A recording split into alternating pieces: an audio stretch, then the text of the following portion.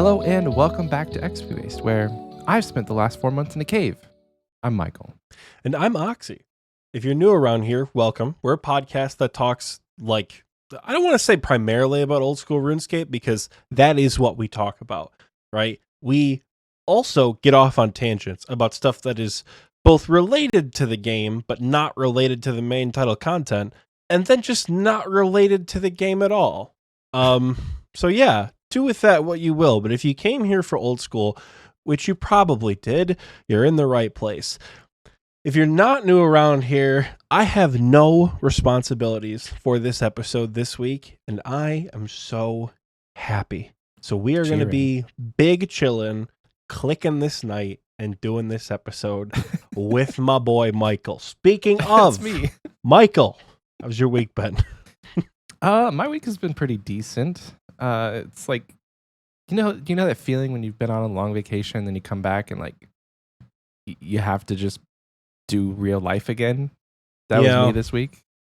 Yeah.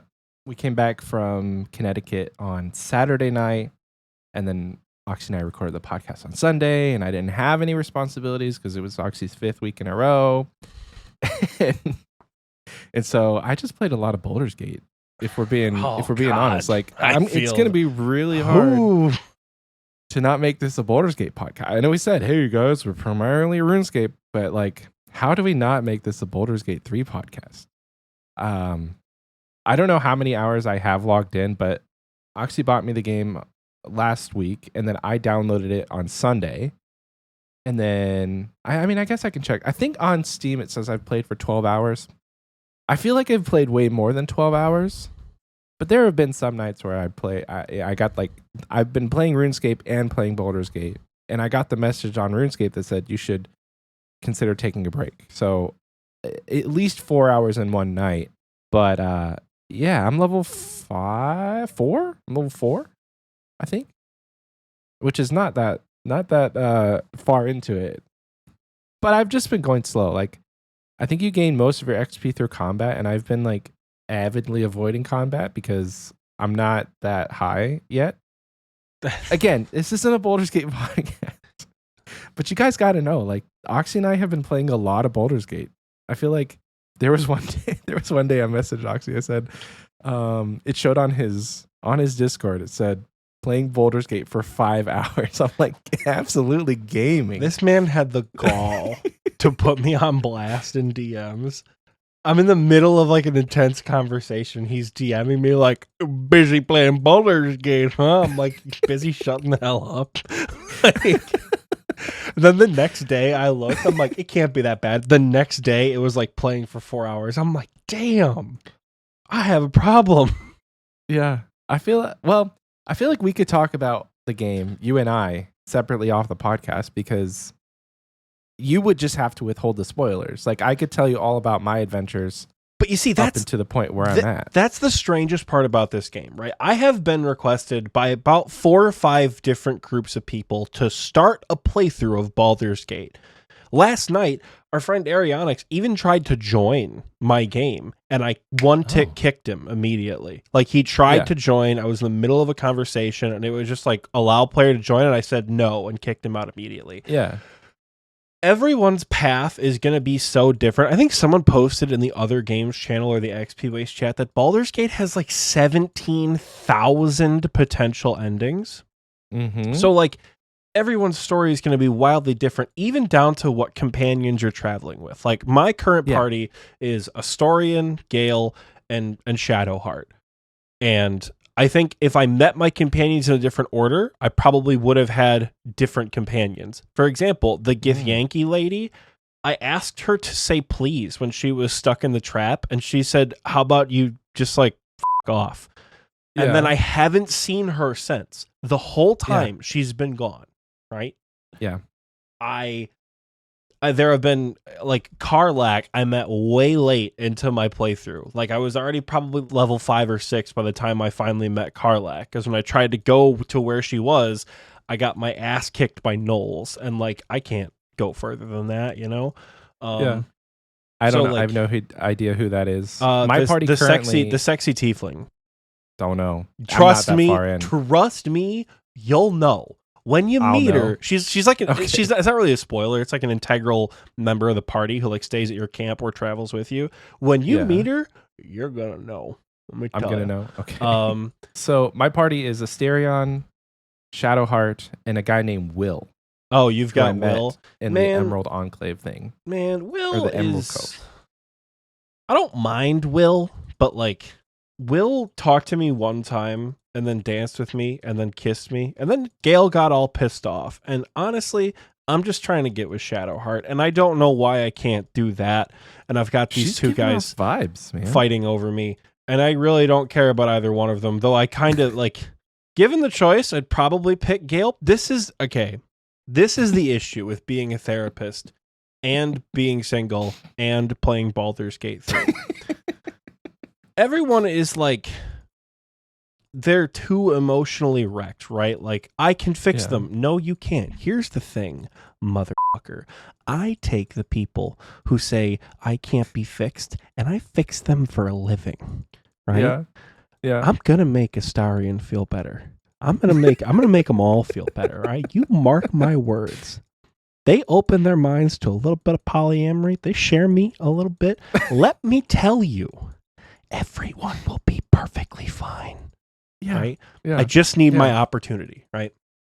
But like, that's why I've been hesitant to talk about it, because like, I don't know where you are or what path you're taking. Gotcha. And I don't want Yeah. you to spoil something for me, because maybe Same. I've not walked over there. So like, last night, this weekend, I have been doing so much crazy stuff with the Absolute, right? I'm not siding with the Absolute, but like, literally there came a scene, I made an integral decision and literally got chills because the cutscene that followed was so awesome. And the battle that followed was so awesome.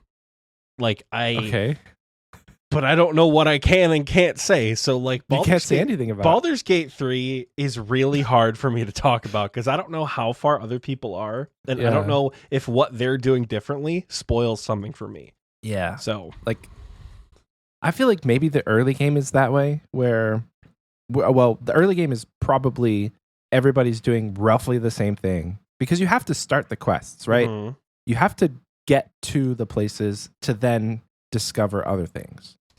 So like, I could say confidently, I'm in the goblin camp, and you probably know what that means. Mhm. That's where I'm at in the game. And so I've been avoiding combat, so Oh, then brace yourself, brother. Brace yourself. yeah.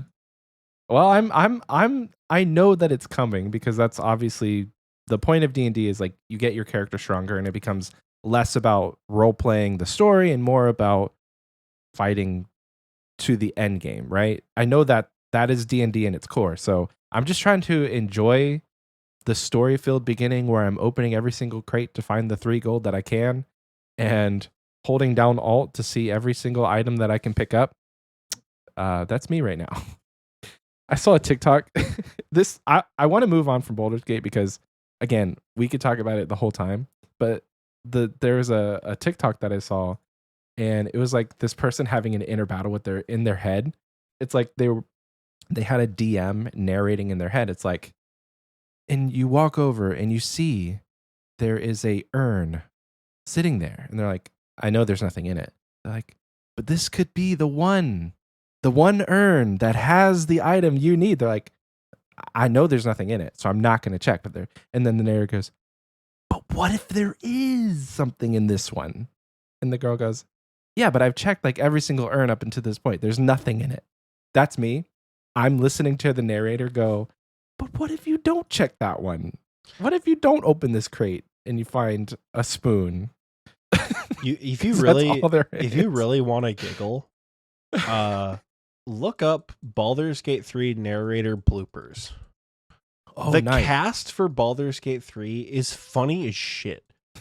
They're so like they're a comical group of people, and the narrator bloopers are funny as hell. So like, just everybody, even if you don't play Baldur's Gate 3, go look those up. Right, they're pretty Nice. good. I saw on the cast list that the guy who does the voice for Winnie the Pooh did a voice. He's like a legendary voice actor, and I'm just curious who he did. He has thousands, maybe not thousands. He has hundreds of characters that he does. Oh, Jim Cummings? Yeah. Let's see. Yeah. Jim. Well, Oxie's gonna Google it for me, so I don't have to Jim wonder Cummings. anymore. IMDb. Is there any recent Okay. I don't know. I googled the Baldur's Gate and he came up as an actor. BG3. What? Am I dumb? Could be anyone, really, literally. I just can't type for some reason. Oh, okay. Typing hard. Oh, okay. Yeah, so there's a couple different little things, but I don't know what any of them mean, but we'll get there. Okay. Other than Baldur's Gate, I've done a lot of mining. I got to 90 mining on my group Iron Man. I finally got my mage cape because here's a little fun aside that we could probably tangent into. We broke group prestige. What was that, like Monday or Tuesday night? Yeah, I think remember. It was Tuesday, Wednesday, something Tuesday? like that. Yeah, No, it was. I think it was Wednesday because I went to practice you Monday were and done Tuesday. editing. Yeah. Okay. So yeah, on Wednesday, we broke group prestige, and now I can send a raid with anybody. I can do content with other people besides my group mates, and it feels freeing. It really does. All right, now, folks, here's a question: how many raids have you sent since Wednesday? I've been playing Baldur's Gate, so none. Honestly, though, last night was Saturday, and I had the evening free, and I was going to text you raids ? But I saw you were playing Baldur's Gate, and I didn't want to bother you. So it might not be until we finish this game that the regular raids come, because I was ready to do it, but I also really wanted to continue the story. I was telling my boss, here, more Baldur's Gate talk. I was telling my boss about this game because there was a point I found some people on the road, and I saved the game a lot, and I reload like from my save just to see if I can change the outcome of a conversation just for my own curiosity. And so whenever I was playing, I found some people on the road, and it got to the point where I had to kill them. And I was like, I didn't really want to kill them, but the conversation went in that direction. So then when I went to bed, I'm like thinking about how I could do it differently. And then I got up the next morning, like 30 minutes early before my son woke up, and I played Baldur's Gate, and I reloaded from the save, and I did the whole interaction differently just to see if I could make that conversation go differently. And I did. I didn't have to kill them, and I was satisfied. So like that's the intricacies of this game. And that's why I'm excited to play it. And that's why I didn't want to raid last night, because I was like excited to see if I could make an outcome different by doing a conversation differently. And I did. It was great. But yeah, no raids thus far. We didn't get anything. And I learned that on a level 100 group Iron Man, doing an 8-man skilled raid is not the meta, because I can't get enough points not to get dung. Dude, it's not great. We ran. It's probably good for other people's purples, but not for me. We ran 8-man like 160s. Normally, you guys know I've got my like chill 175, right? If everything goes wrong in the power trip 175, it's still a regular KC, even if we don't make time, right? Because like we're chilling, we're huge chilling. Michael gets there and he's like, "So what am I gonna like? We don't have on a diet on, right?" I'm like, "Michael, on a diet's essential. We have to." He's like, "But I don't have booze," and I was like, "You gotta be kidding me!" So I turned on a diet off, and I think one of our first 8-man raids was a regular KC because we took forever to get it done. An entry mode. It was an entry. No, it was our duo that was an entry mode. Yeah, it was our duo that was an entry mode. Because we missed time. We missed the 40 minutes by literally like a minute and a half. It was 41 minutes, 30 seconds. We were very close. And I think it's because I died at Akka and you had to do Akka alone. Oxie becomes the most judgmental person because I have the skill to do the raid fine. It's just the gear. the literal Iban's Blast and Dragon Scimitar. It's not that you. It's not that you lack the skill. It's that I know you have the skill, and you still only want to do things the easiest way possible. I said I don't lack the skill. I said it's not that you lack the skill. You have the skill. You can do it. Yeah. So when I say things like feeling special stays on in the 150. Yeah, I just need to practice feeling special. I don't care. And people are like, no. Feeling special stays on, baby. It doesn't get turned off. Overclock 2 doesn't get turned off. Blood thinners and all that doesn't get turned off, right? Like, you have the skill. You have the potential to build the skill. You just got to do the stuff that you're uncomfortable doing. Right. Yeah, right? no, I totally agree with that. So the when we were raiding, that was the very first time ever that I've done Akka with feeling special. So you got to give me some slack. Certainly first is not, because we've done it on your main. Certainly is not. I've never done Akka feeling. I've not done the light puzzle that quickly. It's always been super slow. So it's the first time. I just need to practice. You're shaking your head, but I'm telling you, I've never done it that quick. I've not done that many TOAs. I don't know who you think I am. Yeah, Fear says, let's change that. I agree. Let's change that by doing the content. Change that. The brick wall here is Baldur's Gate 3, though. No, it is not. Yeah, I am obsessed with Baldur's Gate 3. And to get into my week... Oh, yeah. How's your week going? To get into my week, we ran B6B Tobs yesterday. B6B? Yeah, we didn't get that many purples. We only got 2 purples. But, I mean, 2 Avernix and a 5-man split. I'm getting stuff from my rebuild progressively now. I've got a BGS, a Dragon Warhammer, and RMs, which is nice because the raids I did with Michael, I was wearing Dark Mystic. So I got myself a little bit of a mage upgrade. I got a little bit of a spec weapon upgrade, so I'm no longer main-handing the Arclight as a spec weapon. We were down horrendously when we did those raids with Michael. It was like Fang, Trident, Blowpipe, T-bow, dog shit armor, Arclight, and then Ancients. Like, it was bad. But we did some Tobs because I still have a decent enough melee setup, and I have a Scythe where I MVP'd one of our Tobs. I think everybody had at least one death, and I survived for like maybe 20 or 30 ticks longer than Fear did, and I MVP'd the raid because of it. So hell yeah. So even with my bad gear, Tob still goes pretty well. We picked up a rando, and like, mind you, I don't think this guy is gonna listen to this show. But if for some reason you're out there and you took the advice of my annoying ass teammates and looked up Xpwaste on YouTube, Kawasaki, you're a legend. Like, we went to the high risk world to do Tob, and it was me, Fear, Ray, and Planker. This random dude applies, and Planker's like, yeah, we're picking him up. We don't care. So we added him to the party, and we're like, oh, this is gonna be rough. Like, he had better melee gear than I did, minus the cape. Yeah. But he was rocking like void gloves and a brimstone ring, which we thought was pretty funny. Main account, not an Iron Man, main account. And we're like, what prompted you to join our party? He's like, I don't know, I just want to raid with people. We ran like 6 raids with this dude. Like, it was great. He did not, I don't think he died until like maybe the 5th or 6th raid we did with him.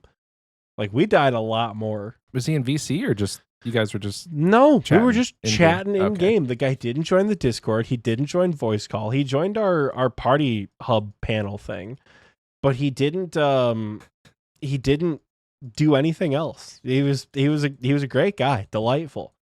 So, you know, Kawasaki, if you listen to my annoying ass teammates who are trying to advertise Xpwaste at SodaSeg, hell yeah, welcome to the party, and you should hang out and raid with us more often. Because hello. I will say, for the only tent whipper, you did pretty damn well. I'll give it to you. You died a lot less than we did. We were being absolute shitters the entire time, like dragging crabs over to each other, swapping tank for fun. Like, not like Planker kept freezing everybody's doubles at Nilo's, like really just being like a menace to the raid the whole time. Yeah. And this guy, like, had no idea what we were doing. So he probably thought we were the most deranged group of raiders, but I've been having fun doing raids. Been doing a little bit of muspa. Not having my gear is tough. Cause like I don't know what I want to do, but I know I'm already getting sick of like solo Tebow only activities, which I knew was gonna happen when I did a Tebow rebuild. So if I'm not raiding with folks, I'm just like, guess I'll muspa. So isn't there any TOA bosses you could do with the Tebow? I mean, no, I can do TOA with a Tebow, but another thing I've been looking into, at least today, is like what master combat tasks can I do? Did I say TOA? I meant DT2. No, Desert Treasure 2 there actually isn't. Oh. They did the right thing and made Leviathan have a lower mage level, but I also don't think Leviathan can be damaged by regular magic. So Bofa is better than Tebow. That's what you're saying. I think ZCB is the move. So ZCB is better than Tebow. I think ZCB and Bofa are the moves there, because you can like Wooks walk with the Bofa. I think technically do something like that.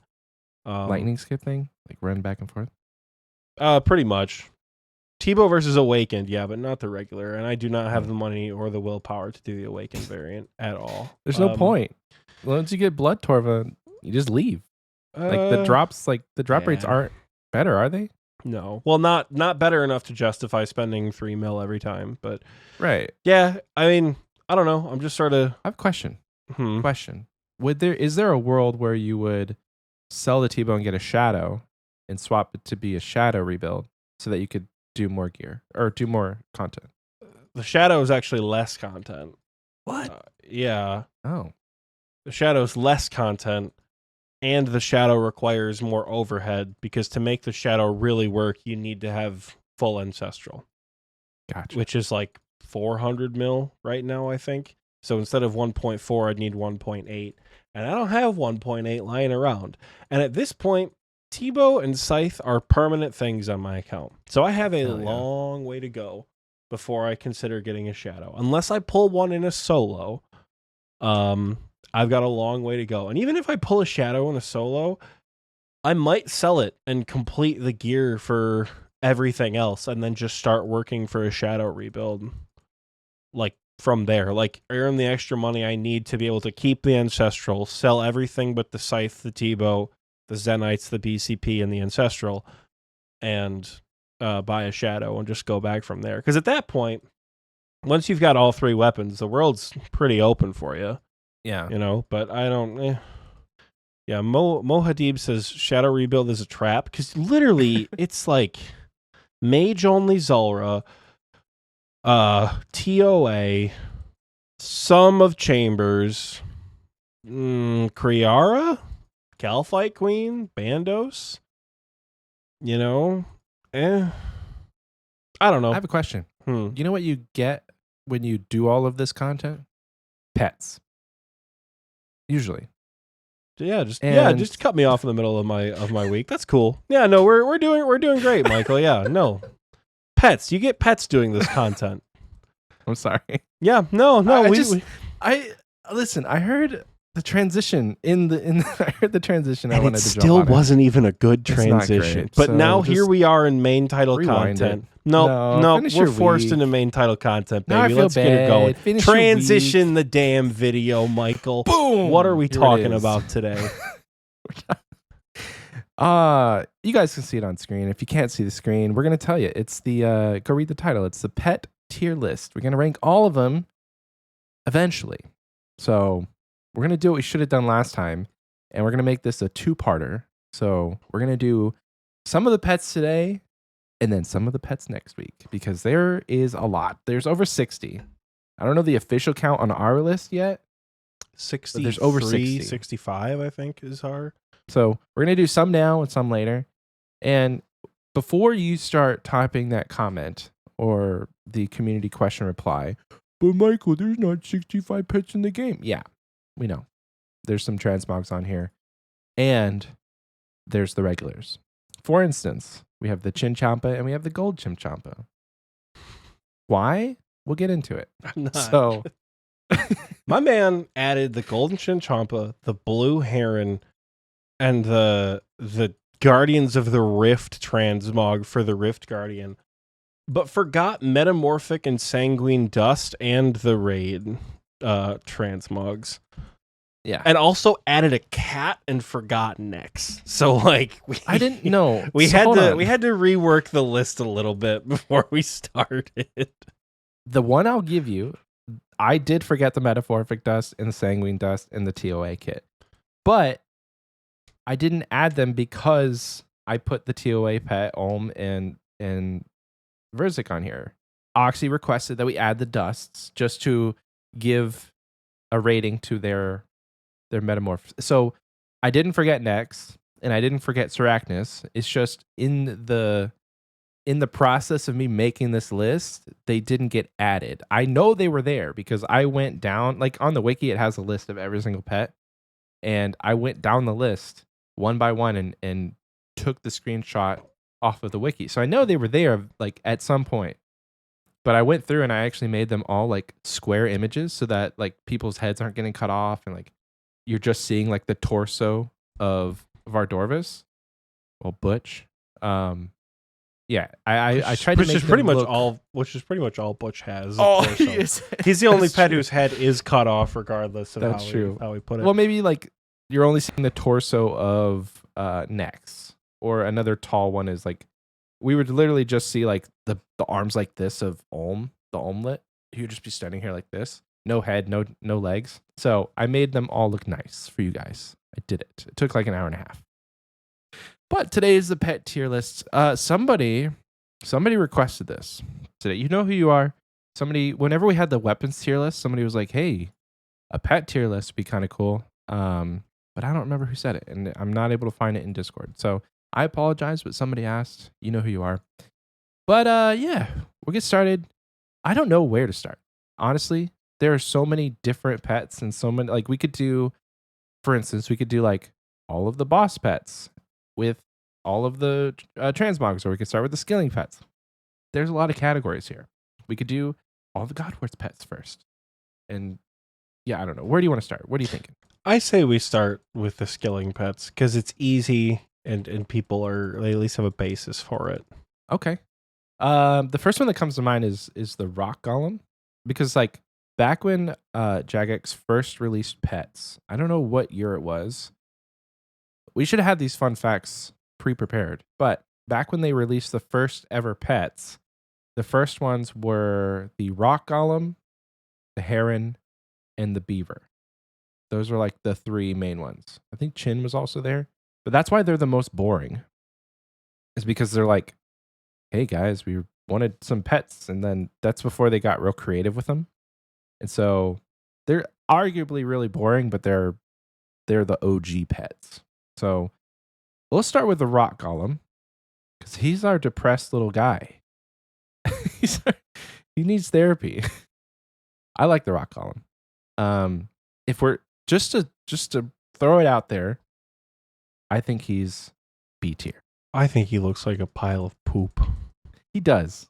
Looks aside, but the dialogue options when you change the ore type are pretty cool. My notable favorite is the Star Wars option when you change it to Day Alt Essence. Oh, do you have that pulled up? No, but I can find it. OSRS Rock Golem. I know I gotta find the dialogue segment of this. Day Alt drop rate. Where is the dialogue transcript? Runite Adamant type Mithril Day Alt. Yeah. So with Day Alt, it says, "Did you ever hear the tragedy of Queen Eferti the Fair?" Rock Golem player says no, question mark. Rock Golem says, "I thought not. It's not a story the Marik would tell you," and then it just ends. Like that's like the end of the dialogue. So I do appreciate that. That's a good one. How is that a reference to Star Wars though? I'm unaware. Hey, listen, when you ask a question, you should just answer the question. I don't know.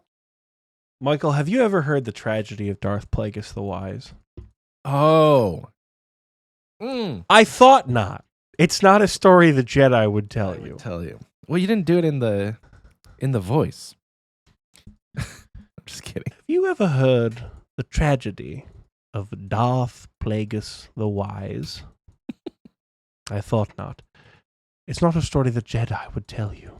It's also not a story that you should be forgetting. You're a child of the Clone Wars, and you're forgetting the Star Wars memes. Mio Dio. Do it. B tier?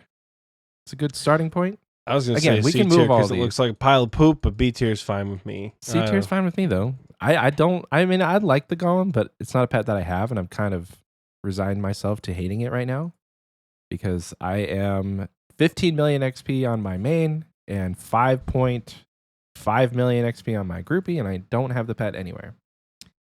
It's eluded me. That's the word. C tier is fine with me. C tier is fine. Next up, we have the Beaver. Cute little guy. This one, I will say, should go in the B tier. Maybe, actually, there's a lot of pets coming up that I think deserve higher than the Beaver.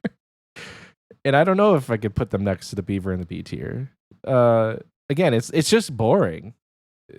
It's a cool pet, but it's small and it's boring. So I don't know. B tier or C tier, wherever you would like, is my opinion. The Chaos Cleric says, all skilling pets deserve the same tier. Don't add me. I just added you because I read it. They don't. They really don't. I'm telling you right now, Tangle is not C tier. But that's just me. What you thinking? I would have put the Beaver in the A tier because I think the Beaver is real cute. But I'm trying to not A-tier? put the gloves on for everything. You can. No, I'm not. Because the last time, every time we've done these tier lists, I've abused you verbally in some way or another. So I'm keeping the gloves off for these first couple rounds. If you want to keep it in the C tier, we'll keep it in the C tier. No. Heron up next. Let's get her going. We're here for the people are here for the banter. Listen, guys, I want to tell you right now. Anytime Oxie and I get into it on these tier lists, it's not real.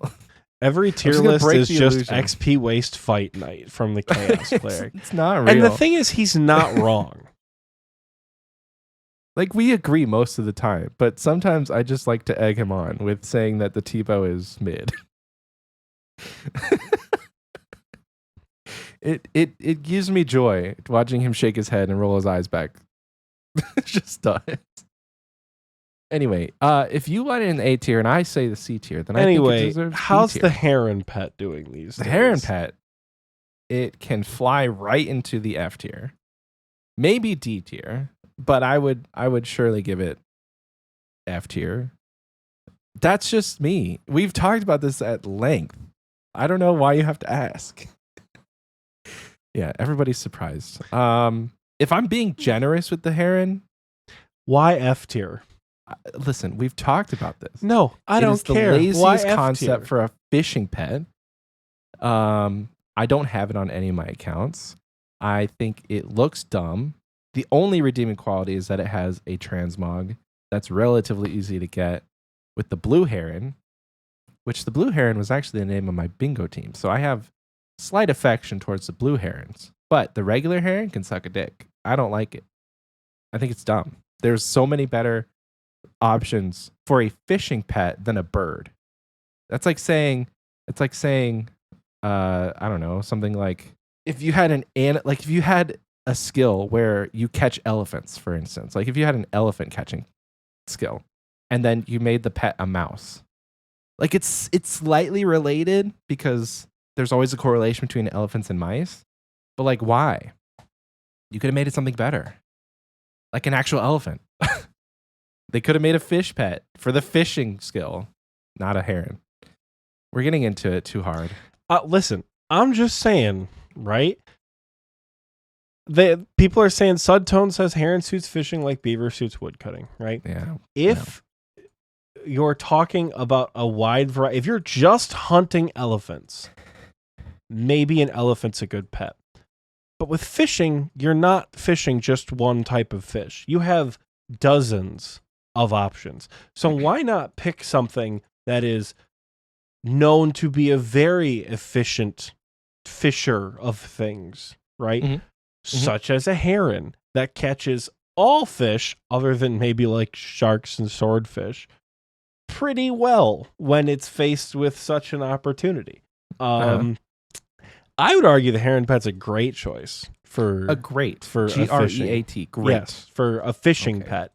Because I think, like, yes, there's a lot of potential for transmogrification for a fish pet, but I think at what point is it too excessive? At what point are you just beating a dead horse? Like, what are you going to do? Have a pet with 50 different transmogs because the fishing pet has to be every different kind of fish floating and following after you? Is a floating fish going to break the immersion of the game that we play? Because a heron at least fits both artistically and, like, I guess kind of canonically with how the game works, because like it's just an animal following you around. You know, it's not any of like weird mystic whatever that isn't related to something else, you know? How many animals eat fish? A lot. Like, it could have been a penguin. Penguins eat fish. It could have been a little penguin following you around. I don't know. I just think I don't like the look of it. I think that's what it boils down to. I don't like the look of it. Having a flying pet, besides things like Kriara, there's not really a flying pet that I like. I mean, those are really the only two. You can't really say Noon and Dusk are flying because they're so low to the ground. But I don't know. Noon kind of definitely flies. Thermi flies. Chaos Elemental flies. Zarpus Chaos flies. Elemental does fly. I forgot my other F tier pet was Chaos Elemental. There's lots of pets that fly. Phoenix fly. Okay. Phoenix fly. You're just grasping at straws because you don't like the pet. Yeah, I'm grasping at straws. Where would you put it? I'll let you keep it in F tier for the memes, but I just want the world to know that your logic for F tier is utterly ridiculous. Now let's do the blue heron for the absolute memery that is to follow. Where would you put the blue heron? You know where I put it? Mm-hmm. Right next to it. Didn't you say it was the only redeeming quality, Mr. Sentimental Value? Where's it going? Where's the blue heron going? It's going in the D tier. And this is why I put it on here, because if we had just stopped at the conversation of the regular heron, the blue heron would never have gotten to shine in the D tier. Maybe you can convince me to put it in the C tier. Like, you would have to give a real good argument, and maybe I'll just do it. Maybe I'll just say, hey, this is C tier content, but like, it still is a heron. I don't know. Have you ever seen an actual heron that wasn't a blue heron in the wild? Because I've only ever seen like blue herons, at least where I live. Let's just say, I don't know. Is there different like species, genres of heron? So, yeah, there's the great blue heron, but I imagine there's other herons that live around the world. Mohadib just posted a picture. Right? Like, the great blue heron is North American, yes.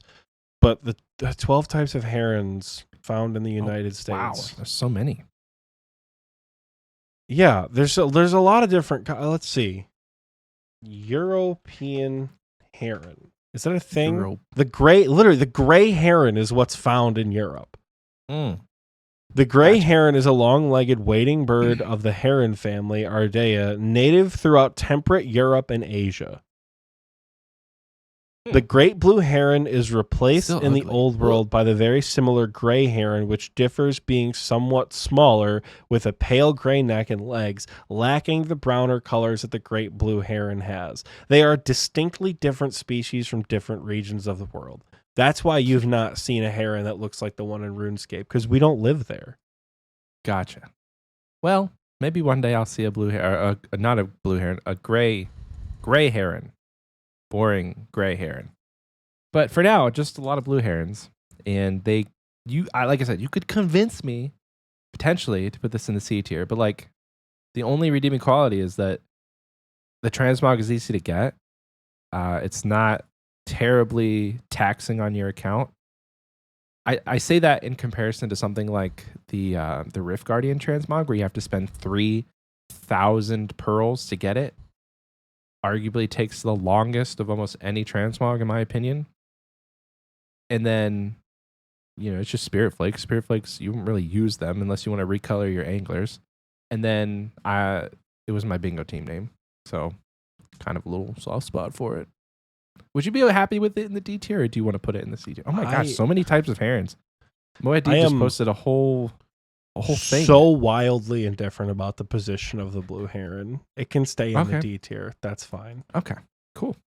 I hope you're not indifferent about every one of these, because so far you have been. Trust me, I'm not. Like I said, I'm trying to take it easy here at first, right? Trying to take it easy. Ease into it. Because I need to know now, is the difficulty to attain a pet or attain a transmog going to help or hinder a creature's rating? Sometimes it will hinder it, because like annoyance factor for me, like the Rift Guardian transmog, I don't know what it's called. What is it called? It has a name. We're just going to keep calling it the Rift Guardian. Hold on. Google Rift Guardian OSRS. Guardians of the Rift, Guardian's Eye, the Greatish Guardian. What? Is that really what it's called? The Great-ish? No, that's called the Rift Guardian. Well, what's the other one called? They're both called Rift Guardian. It's just the Guardian's Eye Transmog. The Guardian's Eye Transmog. Oh my god, wait, it's actually called the Great-ish Guardian. That's great. The Great-ish Guardian. Huh. Okay, well, the Great-ish Guardian is a great pet, but it is very, very cumbersome and annoying to obtain. It's not RNG based, which there are some RNG based transmogs on here. You'd literally just have to put in the time. And I don't know, like the thing that I find most annoying in some aspects of the transmogs is like some are very easy and some are very hard. They don't have a standard of, hey guys, we gave them the ability to make the Rocky transmog with a red berry pie. Should we consider maybe not making it 30 hours to get the Rift Guardian transmog? No, they're just going to make it 30 hours. When you could literally buy a red berry pie off the GE and transmog your pet. Like the standard of transmog is wild. It's wild. If you think abyssal pearls are wild, honey, you got a big storm coming. When it comes to transmog difficulty. Hard mode top, sure. I was going to say sanguine dust is 1 in 275. Ugh. Which is still, I mean, that's a lot of hours. I don't know.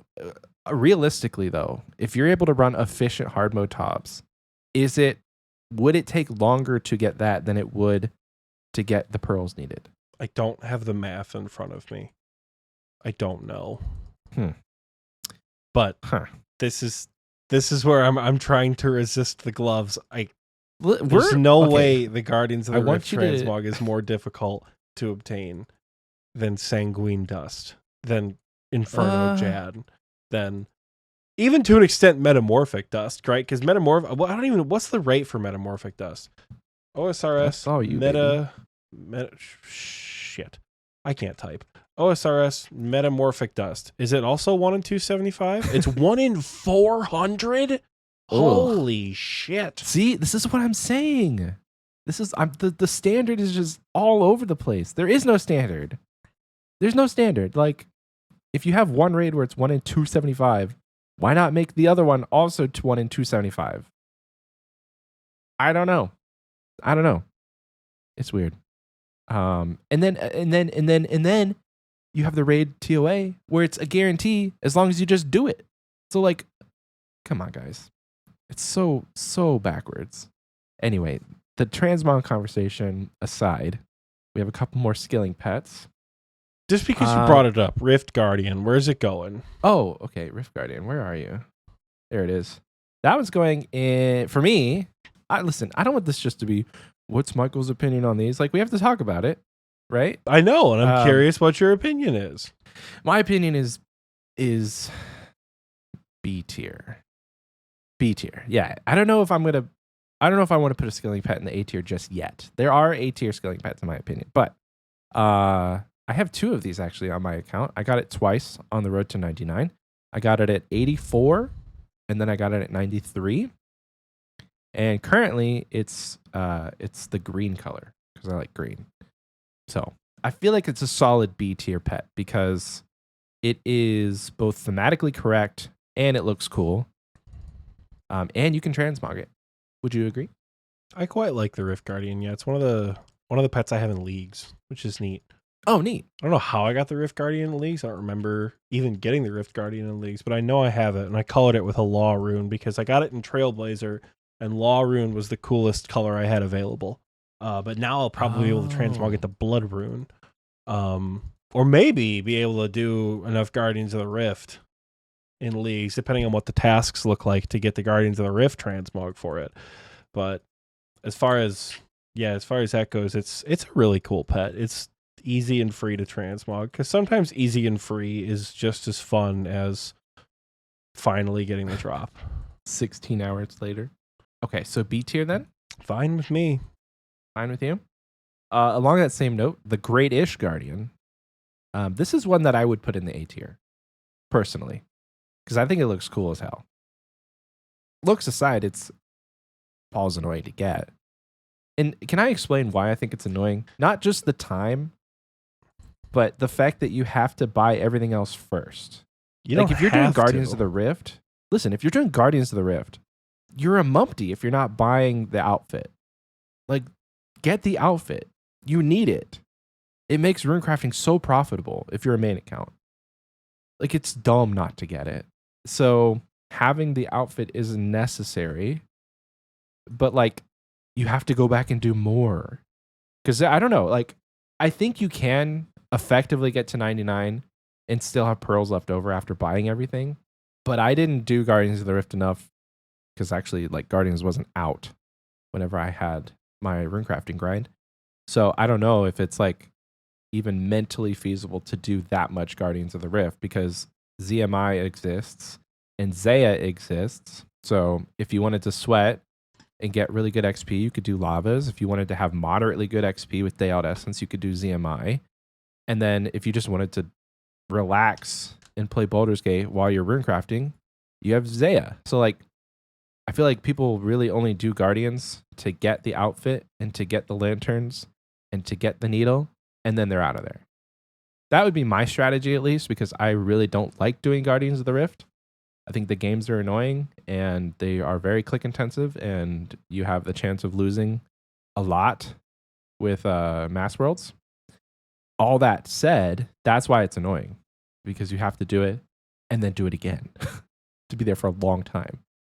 So I would put it in the A tier, but reluctantly. I feel like it's only based on looks. And I think it's a pretty rare too. I've not seen a lot of these out in the wild. That's also something I'm going to be basing this on is rarity. I gotta pull up the rarity list then. Yeah, I don't think there's an updated one. I really don't. It's on the wiki, no? They like mod. Who is it? Who was the mod that did the statistics? She left. Mod Lottie. She only posted it. Like, the one that they have on the wiki is from like 2021. Yeah, so it doesn't even encompass all of them. Yeah, but the rarest pet in the game as of 2021, still a nibbler. So I would imagine it's probably Penance Queen is the rarest these days. But yeah, maybe someday it'll get updated. Who knows? Maybe someday our something will return from war. Who knows? So where would you put this pet? The Great-ish Guardian. I'm fine with A or B. Yeah. Do you not have an actual opinion on any skilling pets? Because I want to hear the meat of your reasoning here. Listen, it's not like I don't have a lot of meat of reasoning. I like the Rift Guardian, and to me, the Great-ish Guardian is just a Rift Guardian with a stick. I think it's a neat concept. I don't love it enough to be like A tier, but I also don't dislike it enough to be like it has to be B tier. If A tier is a consensus, that's totally fine with me. Trust me, I don't think I'm going to be so passive for some of these pets, right? Sure. But I'm like with like Rift Guardian, it would be cool, and hopefully it's something I can attain someday. I only have 86 runecrafting, so the road to Oxie's inevitable max cape is still very long. I'm definitely not going to max before sailing comes out. So I've got a long way to go, and I've probably got a lot of Guardians of the Rift to play, because even if I don't particularly love Guardians of the Rift or rune crafting, I do be kind of a whore for collection log slots. So I can't foresee myself trying to get to max without doing every avenue that I can for 99. Like, for example, Wintertodd is green logged. I green logged Wintertodd and got the hell out of there, like, immediately. I think I did it till, I think I got my Tome of Fire at like 91, 92, and immediately stopped what I was doing. Like, left the game I was in when I got the Tome of Fire and bounced. I think I have 152 KC on my main. I will never have more than that. I got the pet on 35. I got everything else by 150 something. And I did Redwood Logs back in February from 91 or 92 straight through to 99. Because CBA with that stupid game. I'll do Temporos for 99 fishing because I would like the pet. I really enjoy that mini game though. I don't mind Guardians of the, I don't mind Guardians of the Rift. The games just feel, my biggest complaint is that the games feel very long. The games feel very long for Guardians of the Rift. And after all the grinding I had to do in the groupie, Giant's Foundry is pretty lit. I enjoy Foundry quite a bit. And I have 90 smithing, so I should be able to get all the blade pieces. And then once I get up to like the Addy Rune combo or whatever the efficient one for XP is, that'll be fine. Mahogany Homes, I'm gonna be a Mumpty because I don't give a shit about that outfit, and I'm gonna go with the Hasidious Transmog first. But like, you know, maybe I'll have the Rift Guardian. Maybe I'll have the Rift Guardian Transmog one day. I have to get the Rift Guardian first, so who knows? Right. Yeah. Speaking of Guardians of the Rift, it has its own pet. And if there was an award for the stupidest looking pet in the game, this would take the cake. This would take it. Hands down, by a mile. This little guy is ugly as hell. And I think he sits right next to the Heron for me. When it first came out, I heard someone refer to it as Verzik's angsty teenage daughter, and that has made me laugh ever since. So I would, as far as like sheer ugliness and stupidity goes, there are worse pets, in my opinion. But unfortunately, this pet sits dead in the middle of like, wow, I want that monstrosity to burn in hell. And the new standard of it's so ugly I would die for it, which is Baron. Oh. So like, yeah, sure. It sits in the middle. I don't think I wouldn't put it in the F tier myself, but again, what tier though? Because I'm flexible. I think it's F tier content, but like I'm flexible to say if you want it in the D tier, the C tier, I wouldn't protest. I just think it's ugly. D tier it is. D tier, okay. Right next to that little blue guy. Yeah, so like the reason I think it's so bad is it just looks like my son drew it, and my son is 2 years old. Like, we have such detailed and epic looking pets. Like, an example is the Chimekin's Guardian.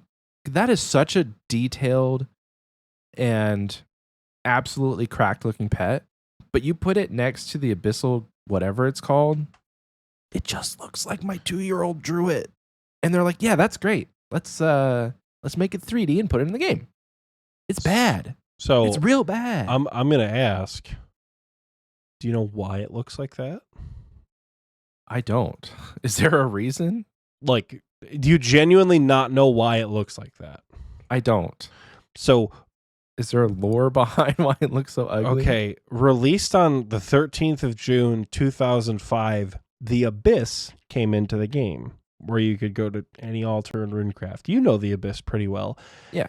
In the outer layer are the Abyssal Guardians, which attack you, that also have not been graphically updated since 2005. So those Abyssal Guardians that attack you and are annoying as hell and look ugly for pets, the pet looks like that. Gotcha. The pet looks like that because that's what the Abyssal Guardians looks like. So if I search Abyssal Protector I'll search Abyssal Pet. Abyssal Demon. What is this? GOTR. What's it called? Oh my god. GOTR. Guardians of the Rift. Please, where is the pet?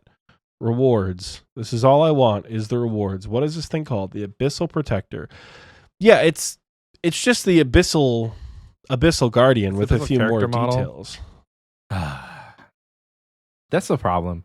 Is they had an entirely new content, like an entirely new piece of content that brought new ideas as to what the Abyss could have been, and they just slapped 2005 graphics on it. That's so bad. So bad. So here's my question.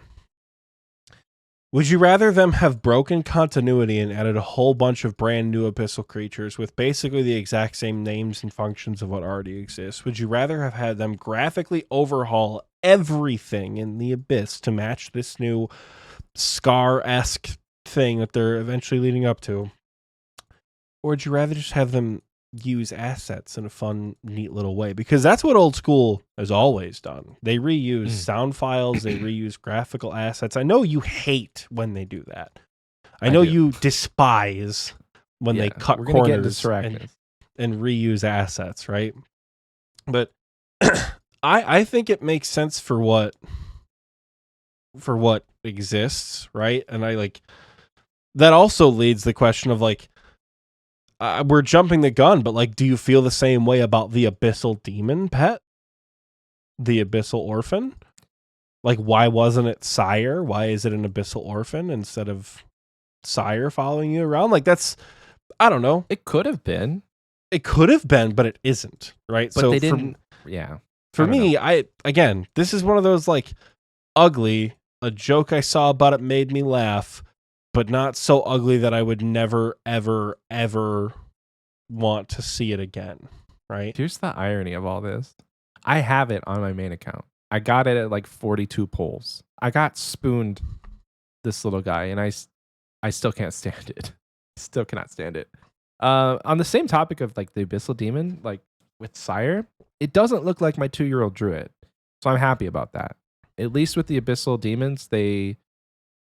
like somebody put some effort into the character model versus I don't think they ever thought back in 2005 that there would be a tiny version of it walking around. And I don't know, it goes back to in this game where we have so much detail, even in 2005, you can't tell me that they didn't put effort and detail into content. Like KQ was not in 2005, but it was around that time. Probably a lot of the same artists. Michael, there's a lot of content in this game that like looks so much better than that. Have you seen what Calfight Queen looked like until 2007? I did not. Did they update the character model? Oh, honey. Go look up Calfight Queen right now. Put a side-by-side comparison up of what Calfight... Put all 4 images on screen right now, editor Michael, of what Calfight Queen looked like on release until May 8th of 2007. So then you can see that it's not that they weren't putting effort in, it's that was what they had to work with in RS Classic and early RS2 days. And fun fact... 6 months prior to the release of the Abyssal Guardian, the Abyssal Demon was released, which set the standard for what the Abyssal creatures look like. Dark red tones and extraordinarily blocky movement. Even now, other than like animation smoothing and GPUs, Abyssal Demons are very like clunky when they move, right? Yeah. Just like all the Abyssal creatures are. So I don't think it's that they didn't care. They're trying to make an otherworldly monstrosity because the Abyss is technically some sort of different dimension. So like, you know, like space creatures, I guess. I don't know what it is. I'm just saying. I think the art style fits it just fine, even if it's ugly as sin. So sure. D tier it is, because I'm just presenting options. the glove off presentation. Back to skilling pets. Back to skilling pets. Let's go a different direction, and we'll throw up the Phoenix because I know you just mentioned it. I think the Phoenix is pretty neat. It's a great, like, in the concept of what a fire making pet could be. You don't just have like a tiny little log rolling around like that's on fire. So a bird that's on fire, that's cool as hell. And I would slap it solidly in the B tier if it were me. It is me. So where do you think?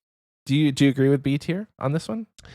Because I know you have it and you despise Wintertod, but I think that the pet is cool. I mean, the Phoenix was my first pet ever, and I know I've told the story. First pet when ever? I got the Phoenix pet, I got it at like 58 or 61 fire making, something like that. My 35th KC, and I remember opening the crate and being super, super, super excited because I got a Pyromancer piece. And it was one of the first like unique items I ever received from anything ever, and I was stoked that I got Pyromancer. So excited, right? This is way back before the days of collection log pop-ups or anything like that. So I saw all my loot and I just kept on stepping, right? This is also before I learned what Entity Hider or anything like that was. So we're chilling, and I played another game of Wintertod, and I really got close to dying, and thankfully didn't, because this is back when I took whenever I did Wintertod as a main, I just POH method the whole thing, where like I go through and I just go back to my POH between every game. But back then I didn't. So I got out of the game, and I went to the Grand Exchange to go do something, and I right-click I would right-click people's pets, because in RS3 you can right-click people's pets and see what they are, but you can't do that in OSRS. So I right-clicked this guy's Phoenix, and an option popped up to talk to it, and I'm like, that's weird. You can't talk to other people's pets. That's not something you're supposed to be able to do. So I was like, whatever, I'll talk to it. And I started talking to it. I'm like, is this mine? And I picked it up and was like, holy shit. And I was like freaking out. So the screenshot that I have, because RuneLite saved it from way back in the day, it doesn't even show that I got a pet. I can send it to you. Maybe I can find it for the recording booth chat. I don't like genuinely. There isn't a pop-up on screen like there is for many of my other pets. It doesn't say you have a funny feeling like you're being followed, because I'm popping a crate. So you see the crate loot, but you don't see anything else. Like, let's see, where is it? Phoenix, right here. I'll send it to the recording booth chat. I kind of wish that they added something. This is what the pop-up looked like. Dog shit graphics, just a couple of pieces of wine, and like I'm the guy with like the Kebbit armor and the bug lantern, right? So you see the Phoenix like following me. You see that it's definitely mine, but you don't see the loot on the RuneLite tab. And you see the like what I was actually excited about, right? You don't see the Phoenix pop up at all, but that's the screenshot RuneLite pulled. That's funny. So as far as the tier goes, does that add any sort of sentimental value since it was your first one? Does that give it a higher rating than B? I mean, I would have stuck it in the A tier because I like the way it looks, and I think the gnomish firelighter transmog is a super cool concept because it's pretty, like, even my broke ass was able to afford a purple Phoenix back in the day. Yeah. Because it's only 250. Well, there was shit. Rosgan just got his infernal cape. Yo. This is why we love that pop-up, baby. Adding that to Achievement of the Week. Little spoilers coming up. I typed it out and it said internal cape. The internal cape. Holy shit. Look at this, man. I have the CC closed, so I would never have seen that, unfortunately. I just get way too distracted. I'm content with A tier just because it does have some sentimental value for you, and I think they did really well in what a fire-making pet could be, because it's really hard to conceptualize that just terrible skill, what you could get a pet from. Technically, it's not fire-making, it's the Wintertod pet, but we're calling it fire-making because you get fire-making XP. Hold on, a bird pet that isn't directly related to this? I don't want to hear it. Weird. Next up, we have that's so weird. Tiny Temper, the other skilling boss pet. The other skilling boss Another fishing pet that isn't a fish. Jesus Christ, I hate this game. Hey, this has fish inside it. This has fish inside of it. I honestly, Temporos is a great skill, a great skilling mini game. They did very well with what a fishing fishing is so boring. Fishing is so boring. You literally stand there, drop fish, stand there, fish, drop fish. So thinking of a way to make fishing interesting, they did it. They did it with Temporos. So it could be C tier, but it's probably A tier. It's probably A tier. Maybe B tier. I don't know. That's a lot of Dog, variance. pick but a lane. What tier is it? For me, it's B tier. Sure. Yeah. I think it's too rare. I honestly think it's what's like a 1 in 3,000 or something. It's very rare for pulls. In the Phoenix, 1 in 8,000. I knew it was rare. 1 in 8,000. Oh my gosh. I mean, you can earn like 10 pulls a game in a solo if you're really sweating your balls off. Hell, you can get a lot more than that if you really, really want to sweat. Like, so 800 games of Temporos to go on rate. If you're soloing, yeah. Wow, so much Temporos. Do you know the XP per game? Because I don't. I don't know. Depends on what kind of harpoon you're using. True. It also depends on your current fishing level. But are you good with Are you good with B tier? Fine with me. The one thing Sweet. I will say about this pet, I wish they found a way to make the enraged transmog, because when for that brief moment where when you fail a game and Temporos gets all pissed off and it turns red, that would be a cool transmog. Though I don't know how they can add it. They memed about like hard mode Temporos back in the day, and like while that is a standard that we have for getting what is technically considered a PVM boss pet transmog, I don't know what a hard mode Temporos. Does it just kill you? Like, you actually take damage? Like, you have to take food because you're kind of like the brine of the Temporos is seeping into your shirt or something like that because they hate us like Winter Todd. I don't know. I wish they had an enrage transmog, but otherwise it's cool. Yeah. It'd be neat. Let's do Chinchompa? Question mark? Is that already up there? Where is it? Oh, here it is. This little guy.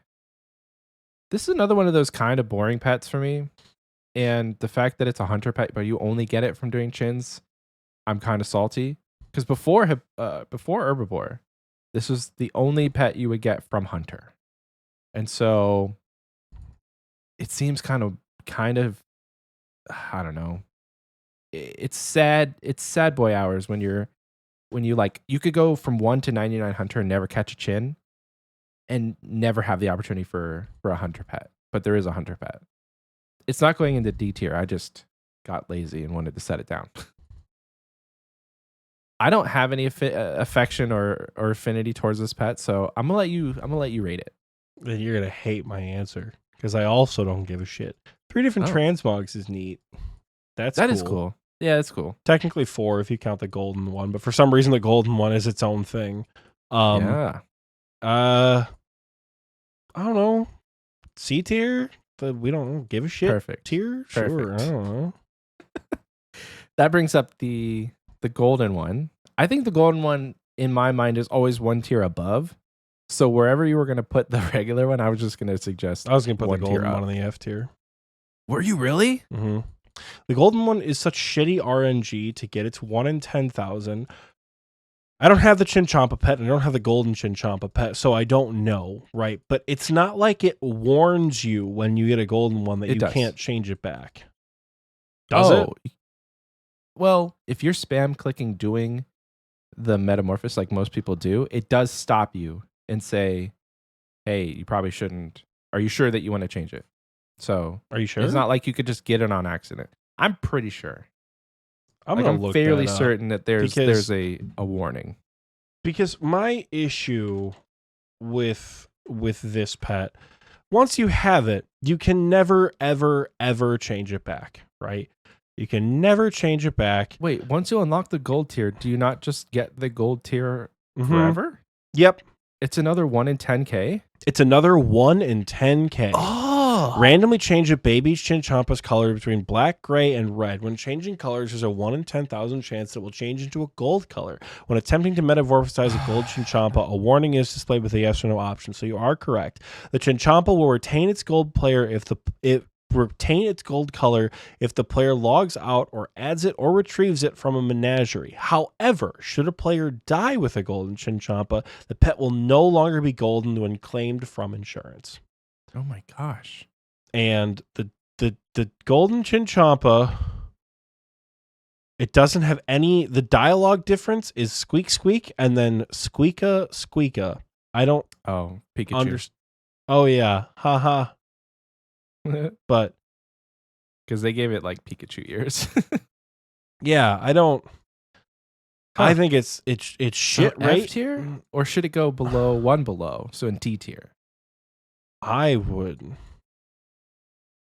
I'm happy to do what you want. F tier it is. Screw you, Golden Chinchompa.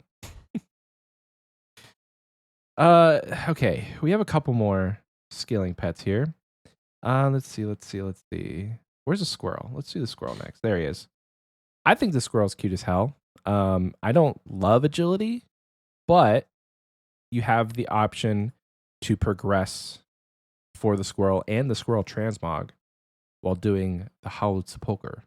So it's one of the very few, not very few, but it's one of the main skills where doing the skill itself gives you the chance for the transmog. I say that because you can't actually get the Rift Guardian when you're doing Guardians of the Rift. So you'd have to do a bunch of rune crafting outside of Guardians of the Rift and then go do Guardians of the Rift to get the transmog. Whereas you can get the squirrel from Howled Sepulcher and then you get the transmog from Howled Sepulcher. So it's kind of neat. I think that adds a bit of a convenience factor. So convenience, you know the rule of cool that you had for the weapons? Convenience factor is it gives it, it gives it a little juice in the tier list here for me.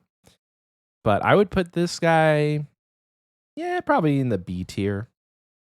If you're adding, like if I had added the little dark squirrel, it'd probably be A tier. But it's a solid pet. I don't have it yet. I've gotten a lot of agility XP on my accounts, and I've not gotten it. Mima says squirrel is F tier in the recording booth chat.